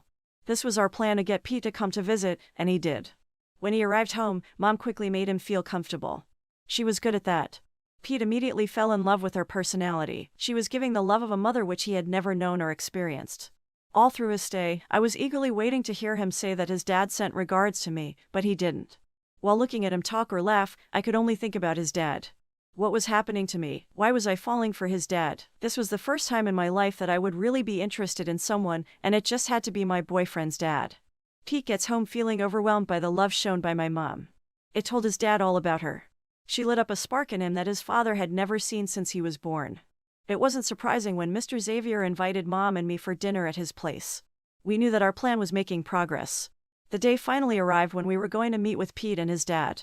I was eagerly looking forward to it because I wanted to see Mr. Xavier again. Mr. Xavier sent his driver to come and pick us up at about 7 p.m. We arrived at their home, and everything was well placed. We were led to the sitting while we patiently waited for our host to show up. I watched Mom feast her eyes on the eloquence of everything. Not even her billionaire ex-husband had such taste. I could read her thoughts from the look on her face. This was a big fish that would take a lifetime to consume. I knew that she was already playing a scene in her head where she would wake up in that house and boss the servants around. Before long, one of our hosts arrived. Pete. He was smiling and happy to have us around. I was sure he would have a nervous breakdown if he knew that he was expected but not wanted. I watched Mom put up a fake smile. It always baffled me how Mom could play different characters at once. How could she be good one time and bad the next? Mom was a wonder. While we were all seated and getting comfortable, I had the familiar voice that I was longing to hear. It was Mr. Xavier. His perfume filled the air. Our attention was immediately shifted from son to father. We all stood up to greet him, and he seemed impressed. He invited us to the dining table for dinner. Mom and I were blown away by the kind of service his staff rendered. Mom avoided every topic that would lead to her ex-husband, which we claimed was dead. She acted hurt by the painful memories of the past when Mr. Xavier asked about her husband. I don't know how she did it, but tears just flowed out. I almost believed that they were real. This woman never ceased to amaze me. Mr. Xavier felt bad that he had asked her about the past she was trying hard not to remember. He personally understood what it meant to lose someone you loved. He had had the same bitter experience. He apologized to Mom for making her uncomfortable, and Mom simply played the victim. We never wanted the night to come to an end, but it did. I was not particularly glad that Mr. Xavier and Mom spent most of the time together. That night was the beginning of another adventure for us. Mr. Xavier frequently began inviting us over to his place at weekends. He would sometimes persuade us to spend the night at his house. Mom had warned me not to get intimate so quickly with Pete so that I didn't appear like the cheap girl that I already am. She equally didn't give Mr. Xavier easy access. This made him all the more interested in her. She didn't seem like other women. She rejected his cash gifts and even turned down his offer to buy her a car. She didn't seem interested in his money at all. She always wanted things put in order, and I was amazed at her meaningful contributions to discussions centered on the oil and gas sector. I repeatedly asked myself how a lady who had never seen the four walls of a classroom had such knowledge. Her charm was finally catching up on Mr. Xavier, who saw more of his wife in her. The closer the holidays came, the closer Mom and Mr. Xavier became. I had no other option than to stick with Pete. I guess a bird at hand is worth more than 1,000 in the bush. When the holidays arrived, Mr. Xavier suggested that we go for a vacation somewhere in the Maldives. The Maldives is a living wonder. It was a sight to behold. We saw things we never knew existed. We visited places, went fishing, and partied. This was the kind of life that Mom desired, and we were living it. Everything was just perfect, even though I still wished Mom and I could trade places. I wished that she could settle with Pete while I would be left with his dad. It wasn't their first time coming there, though. Almost all the staff was well acquainted with Mr. Xavier and Pete. They looked at us as though there were others who had been in our position. Well, it didn't matter to either of us because we were occupying the position now, and we were not going to leave anytime soon. It was on our second day there, while Pete and I were taking a walk, that I discovered how deep he had fallen for me and how deep his dad had fallen for my mom. I listened with a grin on my face as he told me that he had never felt this way in his entire life. He confessed to me that this was the first time he was feeling complete. He said that this was the first time he actually knew the joy that came from a whole family. He then told me about his birthday that would be coming up in 2 weeks. It was going to be celebrated at home with most of his father's colleagues and friends present for the occasion. He said that all he desired for a birthday present was to move in with them permanently. I was glad that we had gotten this family, but I somehow felt bad because I knew that this chapter would soon come to go close, and they would be negatively affected once we left because they sincerely loved us. I then told him not to make decisions or wishes like that because his dad may not be in support of it. Although I knew that his dad wanted a relationship with my mom, I told Pete that his dad may just want to have both families as friends and nothing more. At that point, he told me what I never saw coming. Pete said that he has never been this way with any woman before. His dad always came alive when my mother was around. Pete said that he overheard Dad telling his friends that he had found a span just like his ex-wife and he was going to propose to her during my birthday celebration. This was it. We were almost there. I couldn't wait to tell Mom even though Pete told me not to. This was good news. When we got back home, I broke the news to Mom, and she was overjoyed at the prospect of becoming a billionaire's wife once again. Life had finally given her a second chance, and she wasn't going to take it for granted. She wasn't going to let anyone, not even her family members, ruin this golden opportunity. She would never go back to her community to show off. Mr. Xavier told Mom about the birthday party and asked that we both be present. He had a popular designer design a dress for her, which was worth $10,000. Mom and I showed up that day. We actually came earlier than most guests. Mom pretended as though she never knew what was set to happen. She was an actress indeed. While my mom was going through the guest list, her reaction suddenly changed. She immediately had us sneak out of place. We picked a cab and drove home as fast as we could. Once we got home, she asked me to pack up my bags quickly because we were relocating. I was surprised. Why should we migrate to another city now that everything was beginning to fall in place? As we boarded a train, she told me that the third name on the list of guests was Mr. Tony. My father. I knew that this meant that I would never see or hear from my boyfriend, whose dad I fell in love with. Hey guys, what would you do if you were me?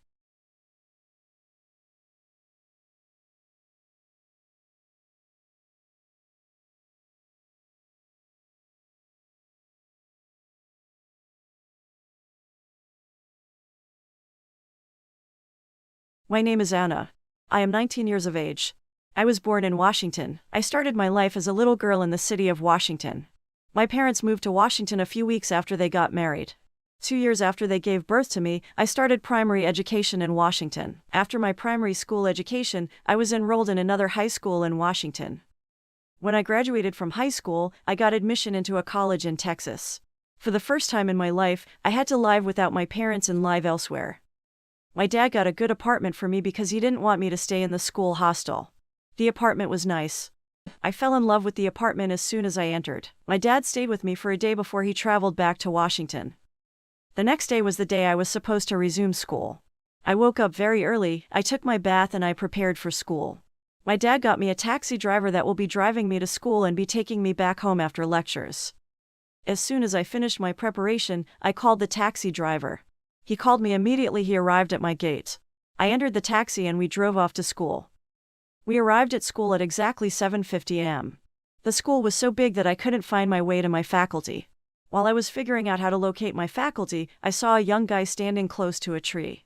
He was talking to someone on the phone, so I waited for him to end the call. As soon as he ended the call, I said hi. He replied and asked if he could help me. I told him that I am a new student. I said this is my first time in school. I said I am a law student, but I don't know where my faculty is. He welcomed me to the school. He said I will enjoy my stay at the school. He said I should follow him because he is also going to the faculty of law. I was very that help was in sight. After all the things I went through, I finally saw someone willing to help. We walked for 2 minutes and he showed me the faculty. He took me to my class so that I can meet my colleagues. When I got to my class, a lecturer was already in class. I stood outside waiting for the lecturer to come out so that I can enter the class. While the lecturer was dictating from his note, he walked to the front of the class. He saw me standing outside and he told me to enter the class. When I entered the class, he asked me if I am a member of the class and I replied in the affirmative. He asked me why I was standing outside. I said I am coming for the first time. I said I couldn't enter the class because I met him teaching. The lecturer told me to look for a sit and settle down. He said I do not have to wait outside when I am late to class. He said no lecturer will send me out of a class because I came late. The lecturer told me to take my sit and he continued teaching. We didn't have any lectures after that class. So, we decided to use the opportunity to know ourselves. The first thing we did was appoint a class representative. One of the teachers was called to help us organize it. He stood in front of the class and welcomed everyone. He advised us to take our studies seriously. He said the first and second years are the most important for a student. He said once a student does badly in his first 2 years, he said there is no way he or she will have a good result. He said once a student can scale through the first 2 years with a good result, he or she will graduate with a good grade. He said having a good grade is a big advantage in the labor market because every organization wants a good and competent worker. After advising us, he went back to the subject matter. He told those that have an interest in becoming the class representative to step forward. 2 female students and 3 female students went forward. The lecturer said it is now in our hands to decide who our class representative will be. He said because we are all meeting ourselves for the first time, he will give the 5 students the chance to sell themselves to the class. They mounted the podium one after the other to sell themselves to the class. After 45 minutes, they were through with their manifesto. The lecturer mounted the podium again. He said the next thing is to appoint our class representative through voting. He said the student that has the highest vote will become the class representative. We were 100 in the class, 95 of us were left to cast the vote. The lecturer told every student to tear a sheet of paper and write the name of their favorite candidate on it. He said after writing it, every student should step forward and drop it in the ballot box. The lecturer told the contestants to mention their names to the class again before the commencement of the voting. The first student stepped forward and mentioned his name. He told the class that his name is John. The second student stepped forward and did the same. He told the class that his name is Patrick. The third student stepped forward and she also did the same. She told the class that her name is Angela. The fourth student stepped forward and did the same. She told the class that her name is Anita, while the last student told the class that his name is Henry. After they mentioned their name, he told us to do as instructed. We all tore a sheet of paper and wrote the name of our preferred candidate. After the vote, the lecturer told one of us to count the vote. After the counting, the lecturer announced the results. He said John had 65 votes, Patrick had 10 votes, Anita had 10 votes, and Angela had 6 votes while Henry had 4 votes. The lecturer said by vote cast, John has been elected as the class representative. The whole class shouted. Some of the students went to the podium and hugged him. After some time, the lecturer told everybody to return to their seats while the contestants should remain standing. He told the candidates to display the spirit of sportsmanship by shaking each other. After they did that, he told the other 4 students to return to their seats while John should remain standing. The lecturer told John that if he wants to be a successful class representative, he has to take everybody in the class along in everything he does. He said if a lecturer gives the class assignment, he has to make sure that everybody in the class gets the assignment. He said if he wants to submit an assignment too, he has to make sure that at least the majority of the class has submitted. He said the welfare of the class is part of his duties. He said if he does not see any student in class, he has to call that student to know why he or she is absent. He said one of the ways he can achieve that is to create a WhatsApp group for the class. After the lecturer finished his speech, he told John to return to his seat and the lecturer left our class. When the lecturer left the class, some of John's friends went to him and congratulated him again. They took him to the restaurant to celebrate his victory. When I realized that there was nothing left for me to do, I called my taxi driver to take me home. He told me to wait for him in front of the school gate so that he wouldn't bother entering the school gate. I boarded one of the taxis on the campus and I alighted at the school gate. 5 minutes later, my taxi driver arrived. I entered his car and he drove off. I got home around 3 p.m. As soon as I entered the house, I went straight to the bathroom and took a shower. After taking a shower, I ate the food I bought on my way home. After eating, I lied down on my couch and slept off. I woke up around 8 p.m. When I woke up, I walked into my room and continued my sleep. I woke up very early the next day because I didn't want to get to class late. I called my taxi driver before I entered the bathroom to take my bath. I knew he will arrive before I finish my preparation for class. 20 minutes after, my taxi driver called me and informed me that he is in front of my gate. I was still putting on my cloth when he called. I told him that I will join him in a few minutes. 5 minutes after, I joined my taxi driver in his car and we drove to school. I entered my class at exactly 7:50 a.m.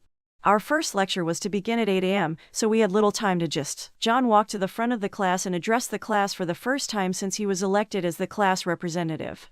He thanked us all for voting for him and he promised to work diligently for the success of all the students in the class. He said he will make sure every information is passed as it when due. He said his first task as a class representative is to create a class group. He passed a blank paper around the class. He said everyone should write his or her cell phone number on the paper so that they can be added to the group. At exactly 8 a.m., a lecturer entered our class, so we suspended what we were doing. When the lecturer ended his class, another lecturer came in. We had lectures until we went for a break. After the break, there was no lecture, so we continued writing our numbers. John created a group that night and he started giving us information on the group. He would tell us whenever we have a lecture or whenever a lecture is cancelled. One day, I received a message from an unknown number on WhatsApp. The message I received was, "Hey pretty, how are you?" I didn't reply because the number looked strange. While I was browsing the internet, the number called me via WhatsApp again. I was reading important content on my phone, so I didn't answer the call. When I finished reading what I was reading, I replied to the message with the hope that it was someone I know. After replying that I was fine, I asked the person who he is and how he got my number. He asked me which of the questions do I want him to answer first. I said he should answer anyone first. He said his name is Nelly. I said I don't know anybody with that name. He said I might probably not know him but he knows me. I asked him where he knew me. He said we are in the same class. I asked him how he got my number. He said he picked my number on the class group. As soon as I heard that, I became very angry. I threatened to report him to the class representative for taking my number on the group without informing me. When he heard that I was going to report him, he started begging me. He said I shouldn't report him. He promised that he won't do that again. I told him that if I see his message on my phone again, I will report him for intruding on my privacy. He apologized once again and promised not to intrude on my privacy again. The next day in school, I saw the lecturer that was in class on the first day I went to school. I was the one that greeted him because he didn't recognize me. He responded to my greeting, but he was still looking at me like he knew me from somewhere. I told him that I was the student that came late to the class on the first day of resumption. I said I was waiting outside when he called me into the class and asked me why I was standing outside. When I finished my explanation, he remembered who I was. He said he hasn't come to our class since that day because he traveled. He asked me how I have been coping with my study. I told him that I have been coping very well. While I was about to walk away, he held my hand. It was a shocker to me. I was surprised and at the same time, I was afraid. He asked me whether I have a cell phone and I replied in the affirmative. He gave me his phone and told me to type my save my number on his phone. I collected his phone and did as he instructed. I walked away from him and I returned to my class. We had only one lecture after that. As soon as the lecture ended, I called my taxi driver to come and take me home. When he arrived, I entered the car and he drove me home. I was very hungry when I got home. I rushed into the kitchen to prepare a meal for myself. While I was preparing the meal, I quickly entered the bathroom and took a shower. 30 minutes later, my food was ready. I ate my food in the sitting room. After eating, I lied on my couch like I used to. At exactly 9 p.m., I went into my room and slept off. It was my lecturer's call that woke me the next morning. I was surprised to see his call very early in the morning. I didn't want to answer the phone at first, but I thought within myself that he might have an important message for me. When I answered the phone, I respectably greeted him. He noticed that my voice was not as audible as it used to. He asked me if I was still sleeping. I told him that it was his call that woke me up from my sleep. He apologized for disturbing my sleep. I said he doesn't need to apologize because his call came at the right time. I said if he didn't call, I would have been late for class because I will still be sleeping by now. He said if I come to school, I should make sure that I see him in his office before I leave. I told him that I would do that. As soon as the call ended, I started thinking within myself that why will a lecturer want to see me in his office? I concluded within myself that he might have important information for me. When I finished preparing for school, I called my taxi driver. He arrived in a few minutes and he drove me off to school. I got to school around 7:45 a.m. I knew I had 15 minutes before the commencement of the lecture, so I went straight to Dr. Peter's office. I met his door open, but he wasn't in his office. I called his cell phone number to inform him that I am in front of his office. But he didn't answer his call. When I didn't see him, I had no other option than to go to class. 5 minutes later, Dr. Peter returned my call. He asked me where I am. I told him that I was in front of his office when I called him. He said he was in a meeting with his colleagues, which was the reason he wasn't able to answer my call. I told him that I have left his office and I am presently in class. He said he will be in his office by 9 p.m. He said from 9 p.m. I can come and see him in his office. At exactly 8 a.m., a lecturer entered our class. He taught us until 10 a.m. As soon as he left, another lecturer entered the class. We had lectures until 2 p.m. As soon as L left the class, I went straight to the school's restaurant because I was very hungry. After eating to my satisfaction, I called Dr. Peter. When he answered the phone, he asked me where I was. I told him that I am at the school restaurant. He said I can come and see him in his office now. I left the school restaurant and walked to Dr. Peter's office. When I got to the door of his office, I knocked. He already knew I was the one, therefore, he didn't hesitate to tell me to enter. When I entered his office, he told me to sit on his couch. I was surprised to see a very big couch in his office. I sat on the couch thinking why this man invited me to his office. He excused himself and went out of his office. He returned 5 minutes later with a bottle of wine. I told him that he didn't need to disturb himself because I just left the school restaurant. He said it's not compulsory I drink the wine in his office, he said I can take it home. He placed the wine in front of me and sat very close to me. He didn't say anything for some seconds, so I started wondering why he told me to come in the first place. I looked at his face and I asked him the reason he asked me to see him in his office. Dr. Peter said since he became a lecturer, he has had nothing to do with his students. He said he tries to avoid his students. He said my case seems different. He said he began to like me from the first day he saw me. He said he knows what he is about to tell me might sound weird, but it is from the bottom of his mind. Dr. Peter said he likes me and he wants me to be his girlfriend. I didn't know whether to cry or laugh when he said it. It was annoying to me because I knew he will have a wife at home. I asked him whether he has a wife at home. He said he has a wife and 2 kids. I said why he will want to date a young girl like me when he has a wife at home. He said I shouldn't bother about his wife. He said his wife wouldn't know about our relationship. I stood up angrily and walked out of his office.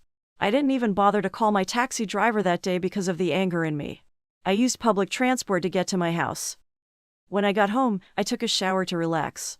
After taking the shower, I cooked a delicious meal for myself. While I was in the sitting room watching television, Dr. Peter's call came in. I thought within me whether to answer the phone or not. Before I could decide, the call ended. A few seconds later, he called again. I answered at this time with an angry tone. Immediately I answered the call. I asked him why he was calling me. He said he wanted to let me know that what I did was very wrong. He said even if I do not want to date him, I shouldn't have walked out on him. He said at least he is old enough to be my father. I told him that if he knows he is old enough to be my father, why he would want to date someone as young as his daughter. He became very angry and started ranting on phone. He said he would let me know that he is my lecturer. He said I will suffer a lot to pass his course. He said he has a lot of friends in the department. He said he will do everything to frustrate my stay in school. He said he has come across many stubborn students like me during his career and he has dealt with them severely. He said my case won't be any different. I ended the call in anger. Throughout that night, I was very angry. The next day, I went to school very angry. I got to school at exactly 7:50 a.m. At exactly 8 a.m., Dr. Peter entered our class. He taught us for 2 hours before he left our class. As soon as he left the class, I walked out of the class and sat under a chair that was under a tree. While I was sitting, a young guy in his mid-20s approached me. He greeted me and I responded. He noticed that there was an element of anger in me. He asked what could make a young and beautiful girl like me angry at that time of the day. I told him that I am fine. He said his name is Nelly. I said I do not know anybody with such a name. He said I will remember him if I think very well. I told him that I don't know anybody with such a name. He said he was the guy that sent me a message on WhatsApp some days ago. He said he came to apologize for what he did. I told him that he shouldn't have bothered because I have forgotten about it. Nelly and I began to talk that day and we bonded very well. We talked until the school closed. After the school closed, we went to our respective homes. When I got home, I was the first to send Nelly a message on WhatsApp. I told him to forget about what happened the previous day. I said he can chat and call me anytime he wants. Henry was so happy. He said he wanted to know why I was angry back in school. I told him that his anger was caused by one of our lecturers. He asked me who the lecturer is. I said it is Dr. Peter. I told Nelly that Dr. Peter called me one morning that I should see him in his office. I said I didn't know what I wanted to do for him, but I went. I said when I got there, he told me something irritating. Nelly asked what he told me. I said he told me that he wants to date me. I said when he mentioned it, I walked out on him. I said when I got home, he called me and threatened that he will make sure I fail his course. Nelly asked what I did after that. I said I didn't do anything. I said I have made up my mind to read very well for the upcoming examination. I said I want to see whether he will fail me if I write what he taught me in class. I told Nelly that I was already feeling sleepy. I said we will meet in school the next day. The next day in school, Nelly came to me and told me that he wants to tell me something. He said he doesn't know if I will accept it or not. I said he should say what he wants to say. He said he will like to stay in my place so that we can read together for the upcoming exam. I said that's a good idea. I said reading together will help me a lot. I left school around 1 p.m. that day because we weren't doing anything. None of our lecturers came to class because we have already concluded the topics for the semester. We were all waiting for our examination. 1 week before the exam, Nelly came to my house and we started staying together. We drafted a timetable for our reading. We had 8 courses in total, so we divided them into 2. We will read a course in the morning and another in the afternoon. We were reading one day when I mistakenly saw Nelly's anaconda through his boxer. Nelly's anaconda was very hard. I knew Nelly was thinking about having sex with me. I wanted him to know that I saw his anaconda, so I asked him why his anaconda was so hard. He said he doesn't know. He said it happens to him sometimes. I smiled knowing that he was lying. I moved close to him and I held his anaconda. As soon as I held his anaconda, he dipped his hands in my boobs too. I was caressing his anaconda and he was caressing my boobs. The pleasure was out of this world. After caressing me for minutes, I walked him to my room and we had sex. After the sex that day, we continued to have sex until the day of the exam. On the day of the commencement of our exam, we had early morning sex before we left for school. The exam came and I did my best. I was expecting a very good result because I read very well for the exam. 2 weeks after the exam, the result was out. We received a message from the school that we should check our results on our portal. I was afraid to check. I called Nelly that he should help me check it. Nelly said I should give him 5 minutes. 10 minutes later, Nelly called me. I was afraid to pick the call. When I eventually picked the call, Nelly read my results to me. It was a fantastic result. I did very well in all my courses, including Dr. Peters' course. My result was the best in my class. 2 weeks later, we resumed for the second semester. People began to notice me in class. I began to have a lot of friends because everybody wanted me to share my knowledge with them. 4 years later, I graduated from college as the best graduating student in my school. The convocation ceremony was attended by many people. My parents invited a lot of their friends to my convocation. They wanted them to come and see how their daughter made them proud. After the convocation, I left Texas and returned to Washington with my parents. I stayed with my parents for 3 months before I got a job in a reputable company in California. When I got the job, I left Washington and relocated to California. I resumed at the office the next Monday after I traveled to Washington. When I resumed, my first stop was at the office of the chief executive officer of the company. She welcomed me. She told me what the company wants from me and she told me to make them proud.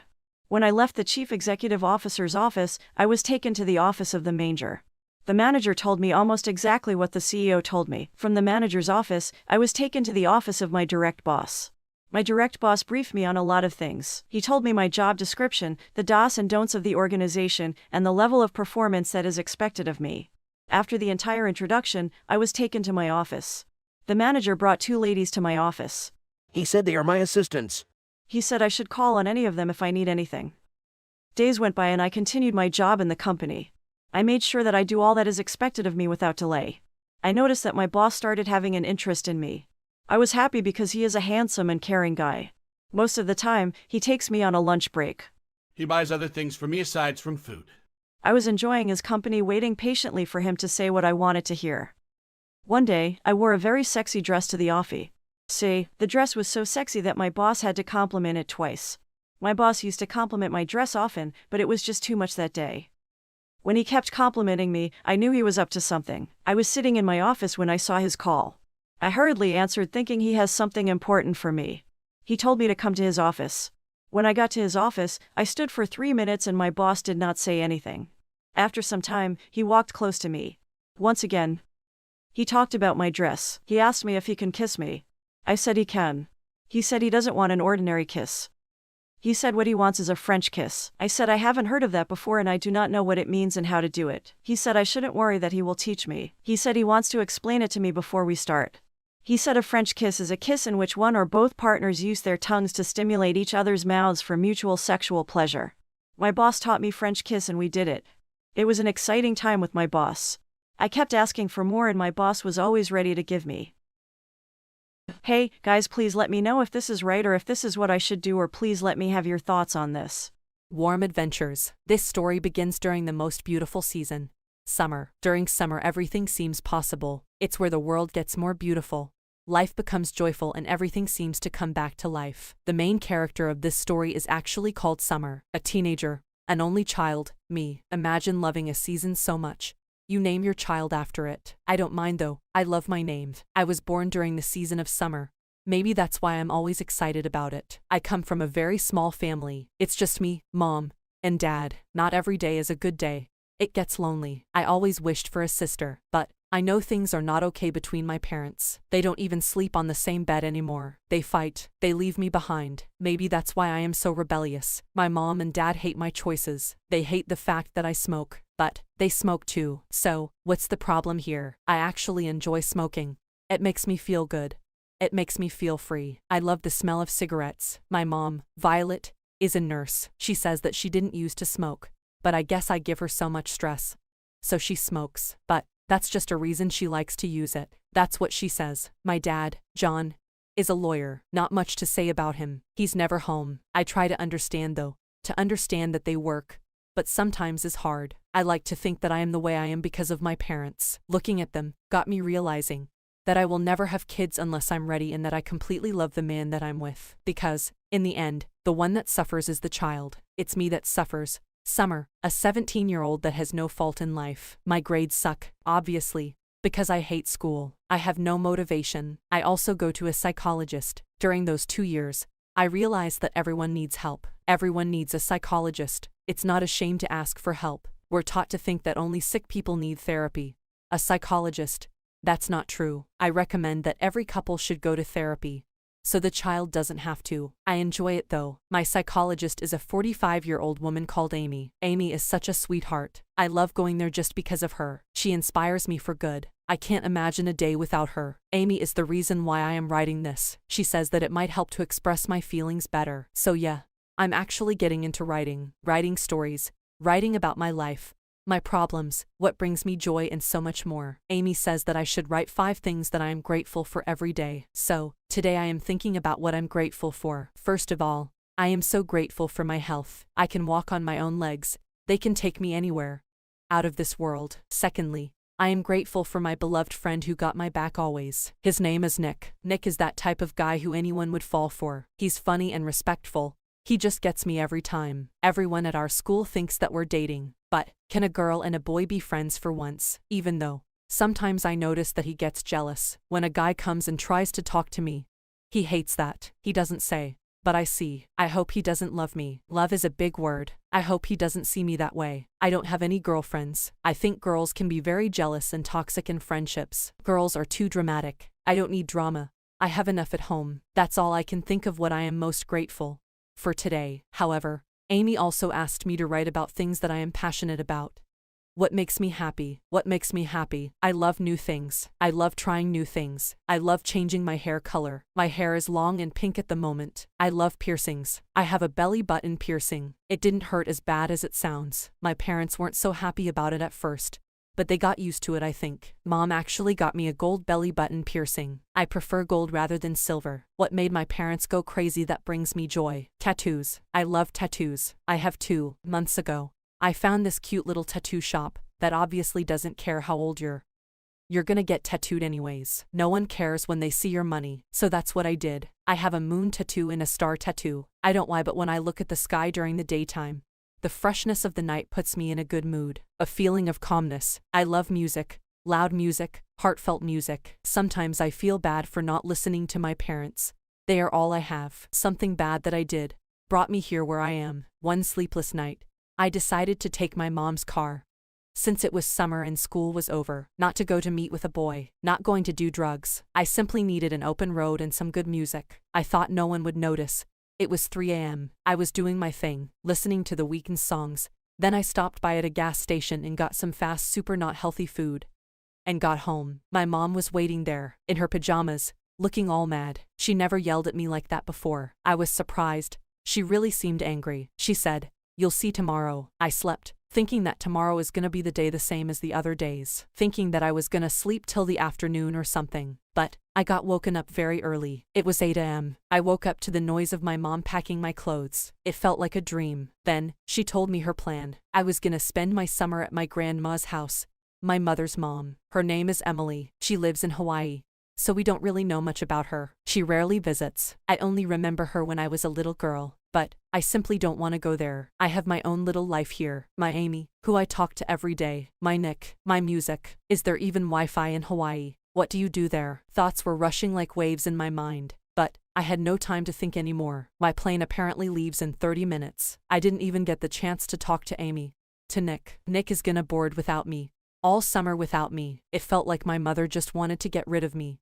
My eyes actually got tears. If that's what she wanted, then all right. I got on the plane. A long road was waiting ahead of me. How can you let your own child go to Hawaii on her own and get angry when she goes for a car ride? Unacceptable. I slept all the way to Hawaii. I woke up and took a look at the window. Oceans all the way. I got off the plane. Then, I saw my grandma. There she was. Even all those years, I recognized her face. She started crying and hugging me. I felt the love. She felt like how a family is supposed to feel. The ride from the airport was long, but I couldn't help but stare at the beautiful views that Hawaii had. We finally got home. I tried to get on my phone, but the Wi-Fi wouldn't work unless you go to a local shop. Great. I was bored, so I fell asleep. Very much needed. The next day comes and apparently, Grandma works. She sells fresh fruits from her garden such as watermelons, pineapple, so we didn't get to talk too much. I didn't do much either. Days went by. We weren't sharing much. I seemed to notice that she works hard, and she lives alone, which is weird. One day I decided to ask why she was alone. She said,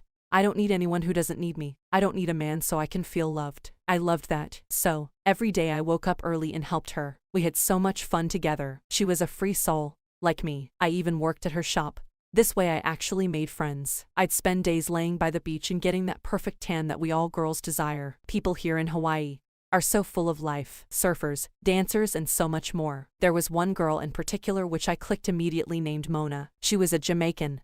Beautiful long dreads. Every day she would show me new places, new adventures. Sometimes I'd actually forget about home. I didn't need the Wi-Fi anymore. Or the music. The waves became the music to my ears. But, of course, I needed to know how Nick was doing.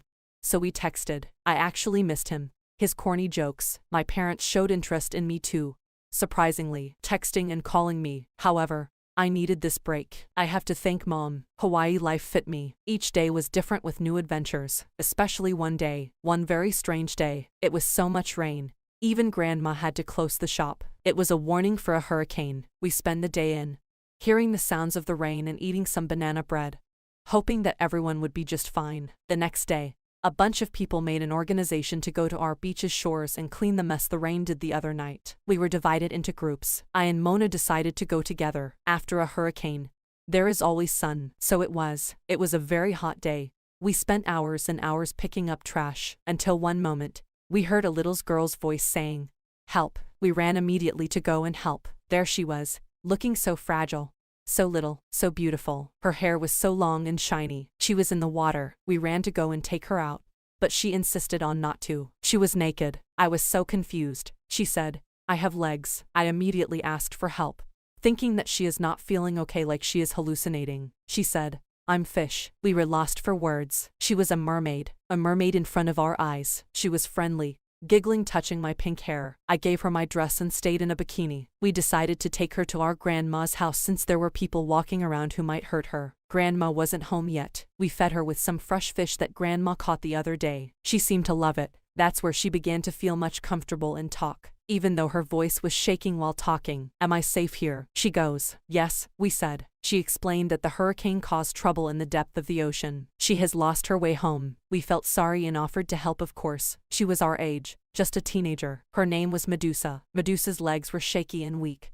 So we decided that every day we would take walks and strengthen her legs until we find a way to her home. Days went by. Grandma didn't even realize. She looked like a normal girl. She told beautiful, weird stories. Every day was like a dream with her. But every day she was losing her sparkle. We could tell that she was not happy. We would often catch her by the window looking at the sea. I and Mona felt useless. We decided to ask for my grandma's help. When we told her the story, she wasn't surprised. She believes that Hawaii is a magical place, and that she has seen so much more but will never tell. We searched and searched day and night for a solution. Medusa would always say that she rarely went on the surface of the water.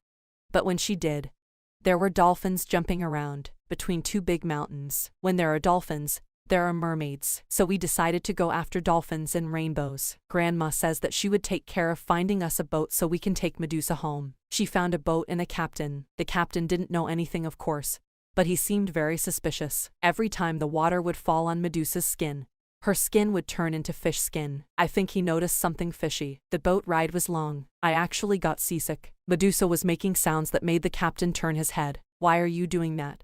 Where are we going?" He started asking questions that he was not supposed to. But Medusa was making sounds so she can find her family, talking in her language. We couldn't understand a thing, but she sounded so happy and hopeful. The captain had it enough. He was like, "If you don't tell me right now what is happening, I am calling the police." That moment someone talked back to Medusa. It was her family, her own kind. The dolphins were going crazy. The captain understood now. He tried to take Medusa by her hand, but she swam so fast in the ocean and was never seen again. Just like that, without saying goodbye or anything. But I understand. The captain was almost catching her. The captain was so angry that he lost something so rare. He said that he would tell on us, the police, when we get back. But who would believe him anyway? After some days, a lot of people and boats were there searching for mermaids. I was so scared that someone would find something, but I guess they never did. It never made the news anyway. On this trip, I learned that people will always find a way to find something too rare and try to destroy it. Mermaids were meant to be free, just like us people. I don't know if I would tell this story to anyone. Not that anyone would believe me. I went back home, but I know for sure that I will always be back to my lovely grandma in Hawaii for some more beautiful, exciting adventures. I hope my parents would think of me as a mermaid, free and always willing to find my way back home.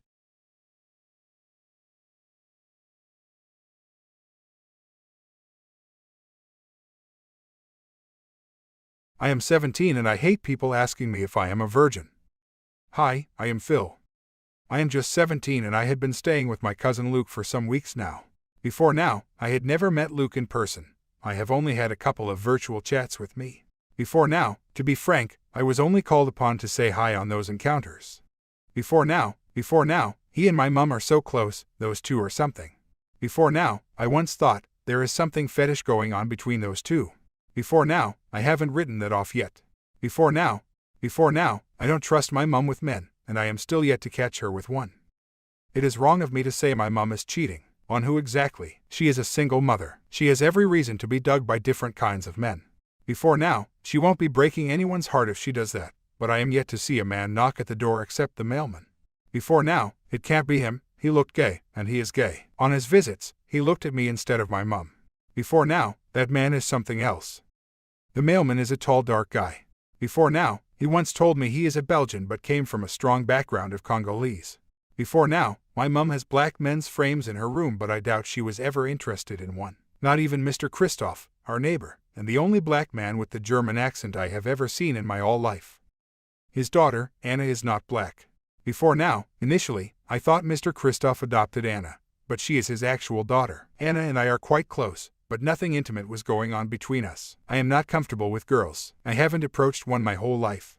Before now, everyone in our neighborhood knew I am a virgin. I guess that was why my mum asked Luke to come and pick me. We talked about this, but for the first time in like forever. My mum wanted her to wish to come to pass. I can recall Anna telling me that her grandfather met a South African lady on his expenditure to Africa. The end product of what happened between the two is her father. Before now, Mr. Christoph is a single parent just like my mum, but he had never knocked at us. Not for once. Before now, he is a busy person, which gave Anna the privilege to invite several classmates to her place. Especially the male gender. Her room is opposite mine, and I do watch on her from my window. Before now, I got a binocular for this purpose just to gaze and fantasize about her figure. To be candid, I love watching her make love with the other guys that came visiting. Before now, according to my research, the standard time for sexual intercourse is 15 minutes, but this girl came last more than an hour. Before now, once a guy is done, she gets another in. Sometimes age rocks 2, 3 guys at the same time. I guessed she found out, but she had never mentioned it. Before now, she never asked me to come to see her in her room too. Before now, she once told me, "You're the most real guy in my life." That doesn't sound like I am interested in you. She preferred the friendship, but I can't say I do. Due to watching her, I started jerking off.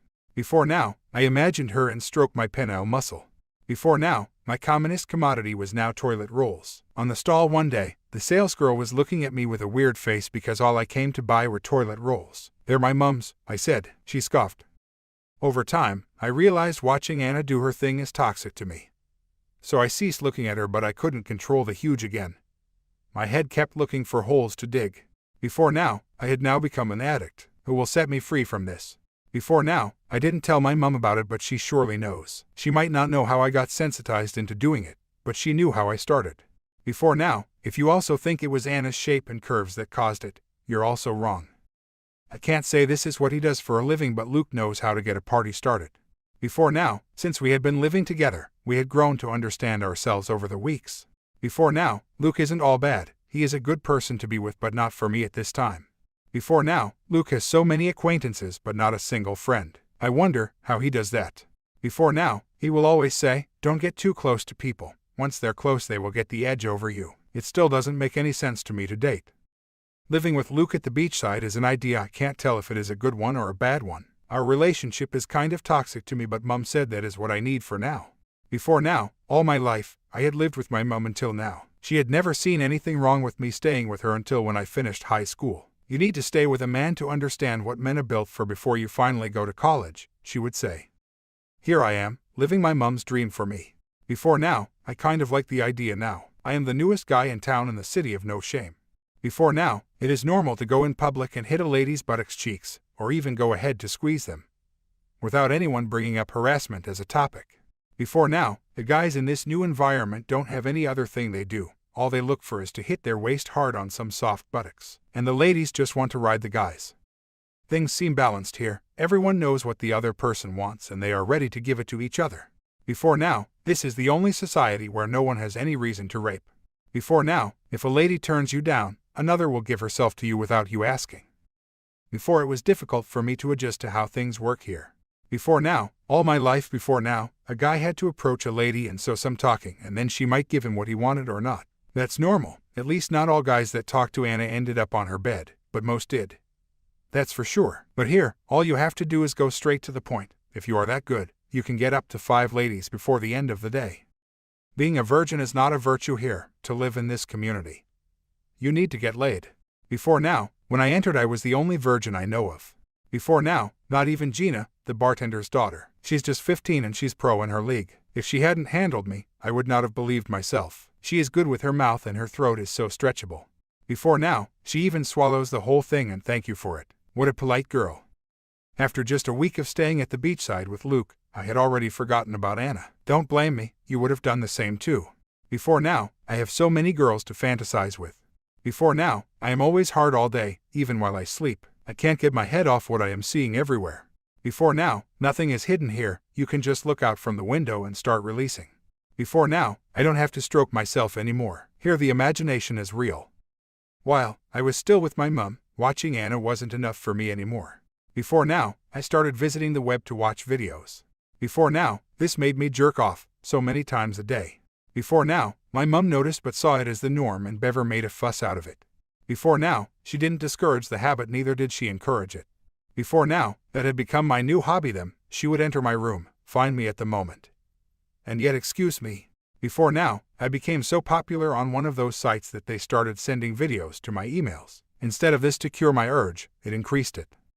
I don't know the reason for that. It was me all the way.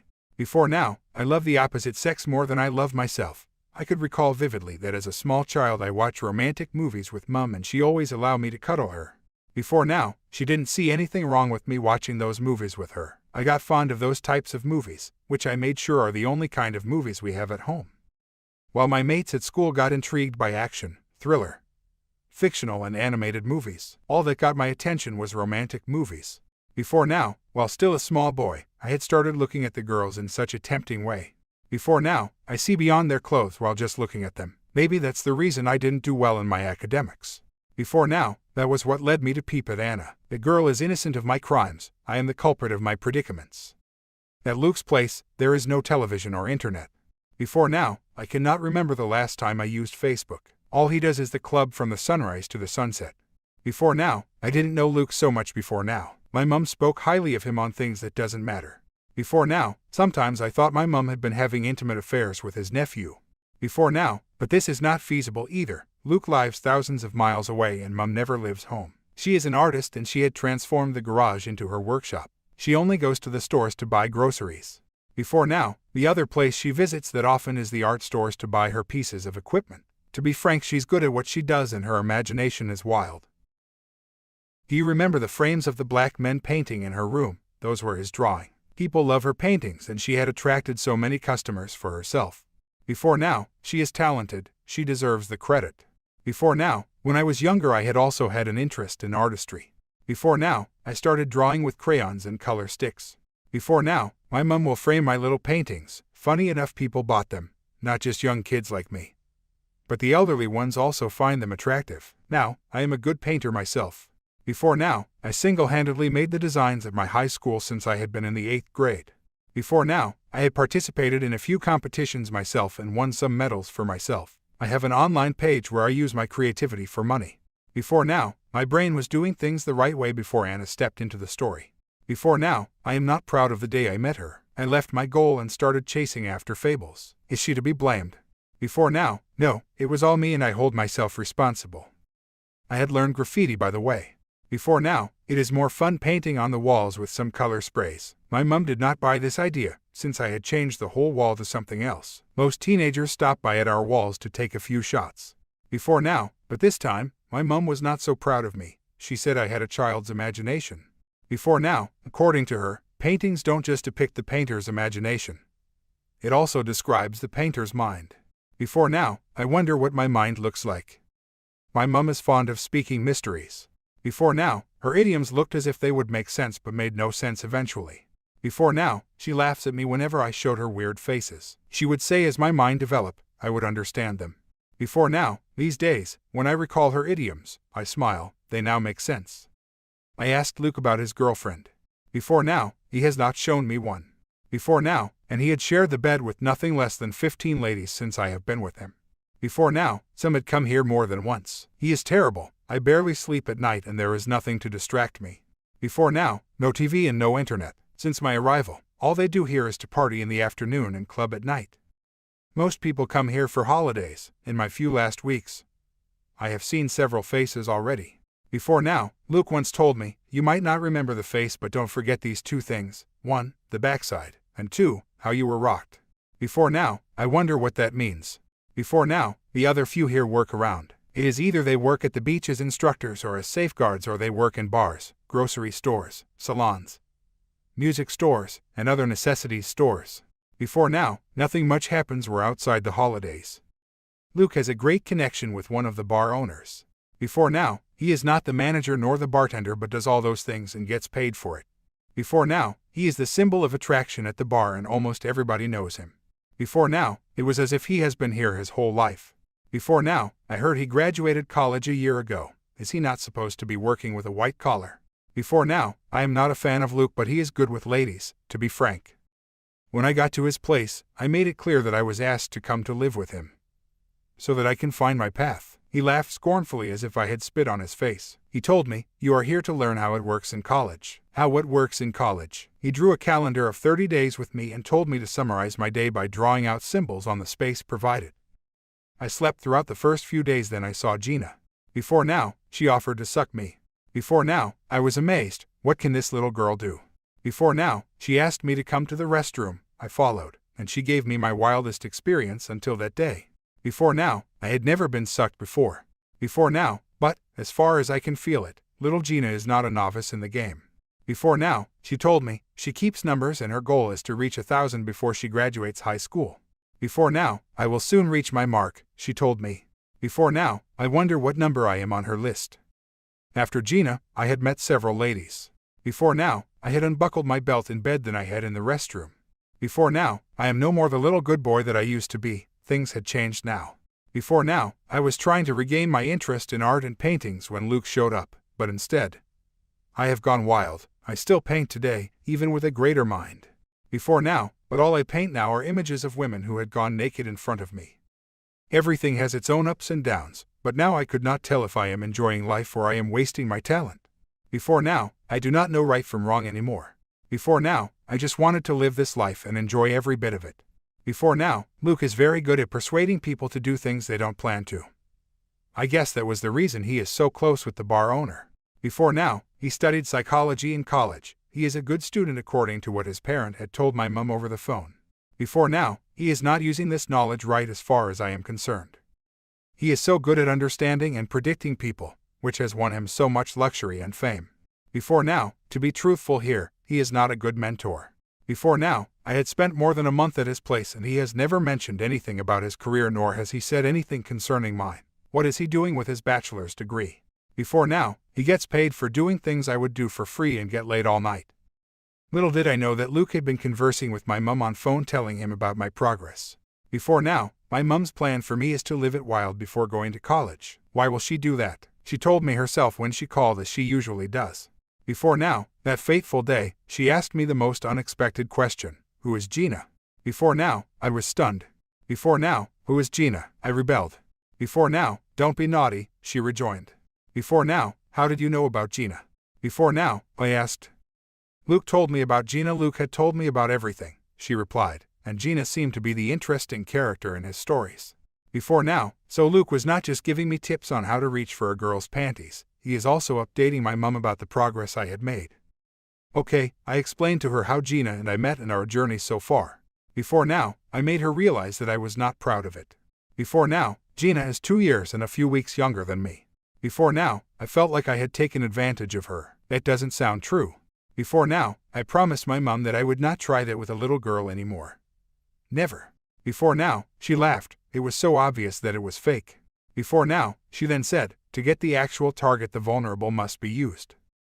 It was like she didn't get what was going on. Before now, I was not the hunter here. To be frank, I was the one been hunted. Before now, Gina with all her skills and experience could not be vulnerable. I am. Before now, I had been every lady's prey since I got here. People don't care if I enjoyed it or not anymore, they just wanted to satisfy their urge. Before now, no one knew, I didn't have so much experience myself, the only ones I had were Anna's and her dolls and the web. Before now, I haven't even dug a lady before. Before now, that was the reason my mum asked me to come to live with Luke. I don't know much, but I guess she is tired of picking my wet and sticky toilet rolls from the floor. Before now, she wanted me to stop fantasizing and start the real thing. Before now, I remember her asking me if I now know the difference. Before now, I told her that I still haven't found out yet. Getting laid, sucked, and licked is common here, and everyone except me to all I know had 3 out of 3. Before now, for me, getting sucked is okay. Within just a few weeks, I had squeezed more lemons than the actual ones and sucked on them that a newborn baby would have. Before now, I have a likeness for the big and saggy ones, and here sag ones are not something to be ashamed about. Before now, the saggier it is the better the experience. Before now, I had gotten so many ladies disappointed for not reaching for their holes. Before now, but I am determined to keep my virginity. Before now, I am a Christian and I don't want to cross the line, that is if I haven't already. Anna had been calling me of recent, remembered, she said I was her favorite opposite sex. Before now, this had started recurring to me. Before now, was she asking to make up with me.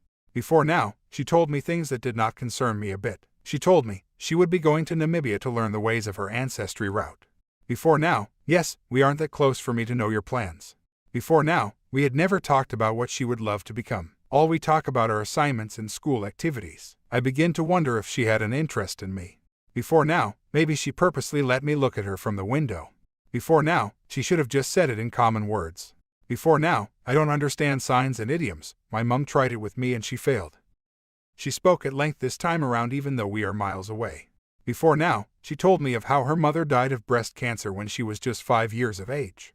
Before now, she told me that her father is a German. I never knew he is a pharmacologist until now. Before now, she told me about her first sex with a grown-up man. Before now, she told me all her experiences. Before now, it was a pitiful experience. Before now, I don't know why she is this open, but I am not interested in getting laid if that is what she wants. Before now, the calls kept calling but I had never called her back, not once. Before now, don't judge me, I was being careful.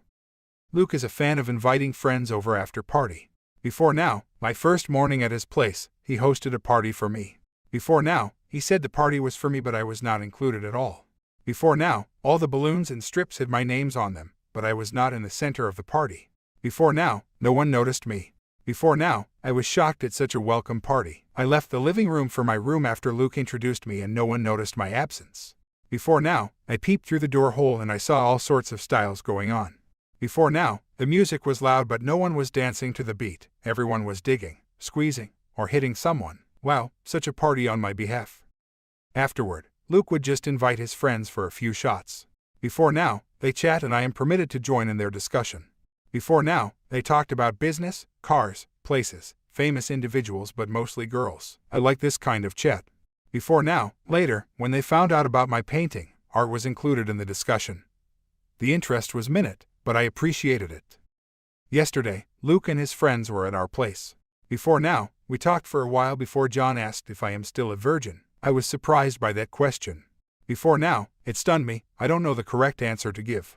Before now, was I even a virgin before coming here? Before now, what is the New Age definition of a virgin? I tried to wave off the topic and Luke helped me in succeeding with that. Before now, we talked about Luke's sex life instead. Before now, I said so much about himself, I guessed he was trying to drive them away from me as much as possible. Before now, I appreciated what he did for me. I thanked him later and he gave me a big hug. It is well, he said to me. But come to think of it, that wasn't the first time someone would ask me if I was a virgin. Before now, Gina was the first to ask me. I told her I can't say but I haven't gotten laid yet. Before now, she laughed and I allowed her to laugh all as she could.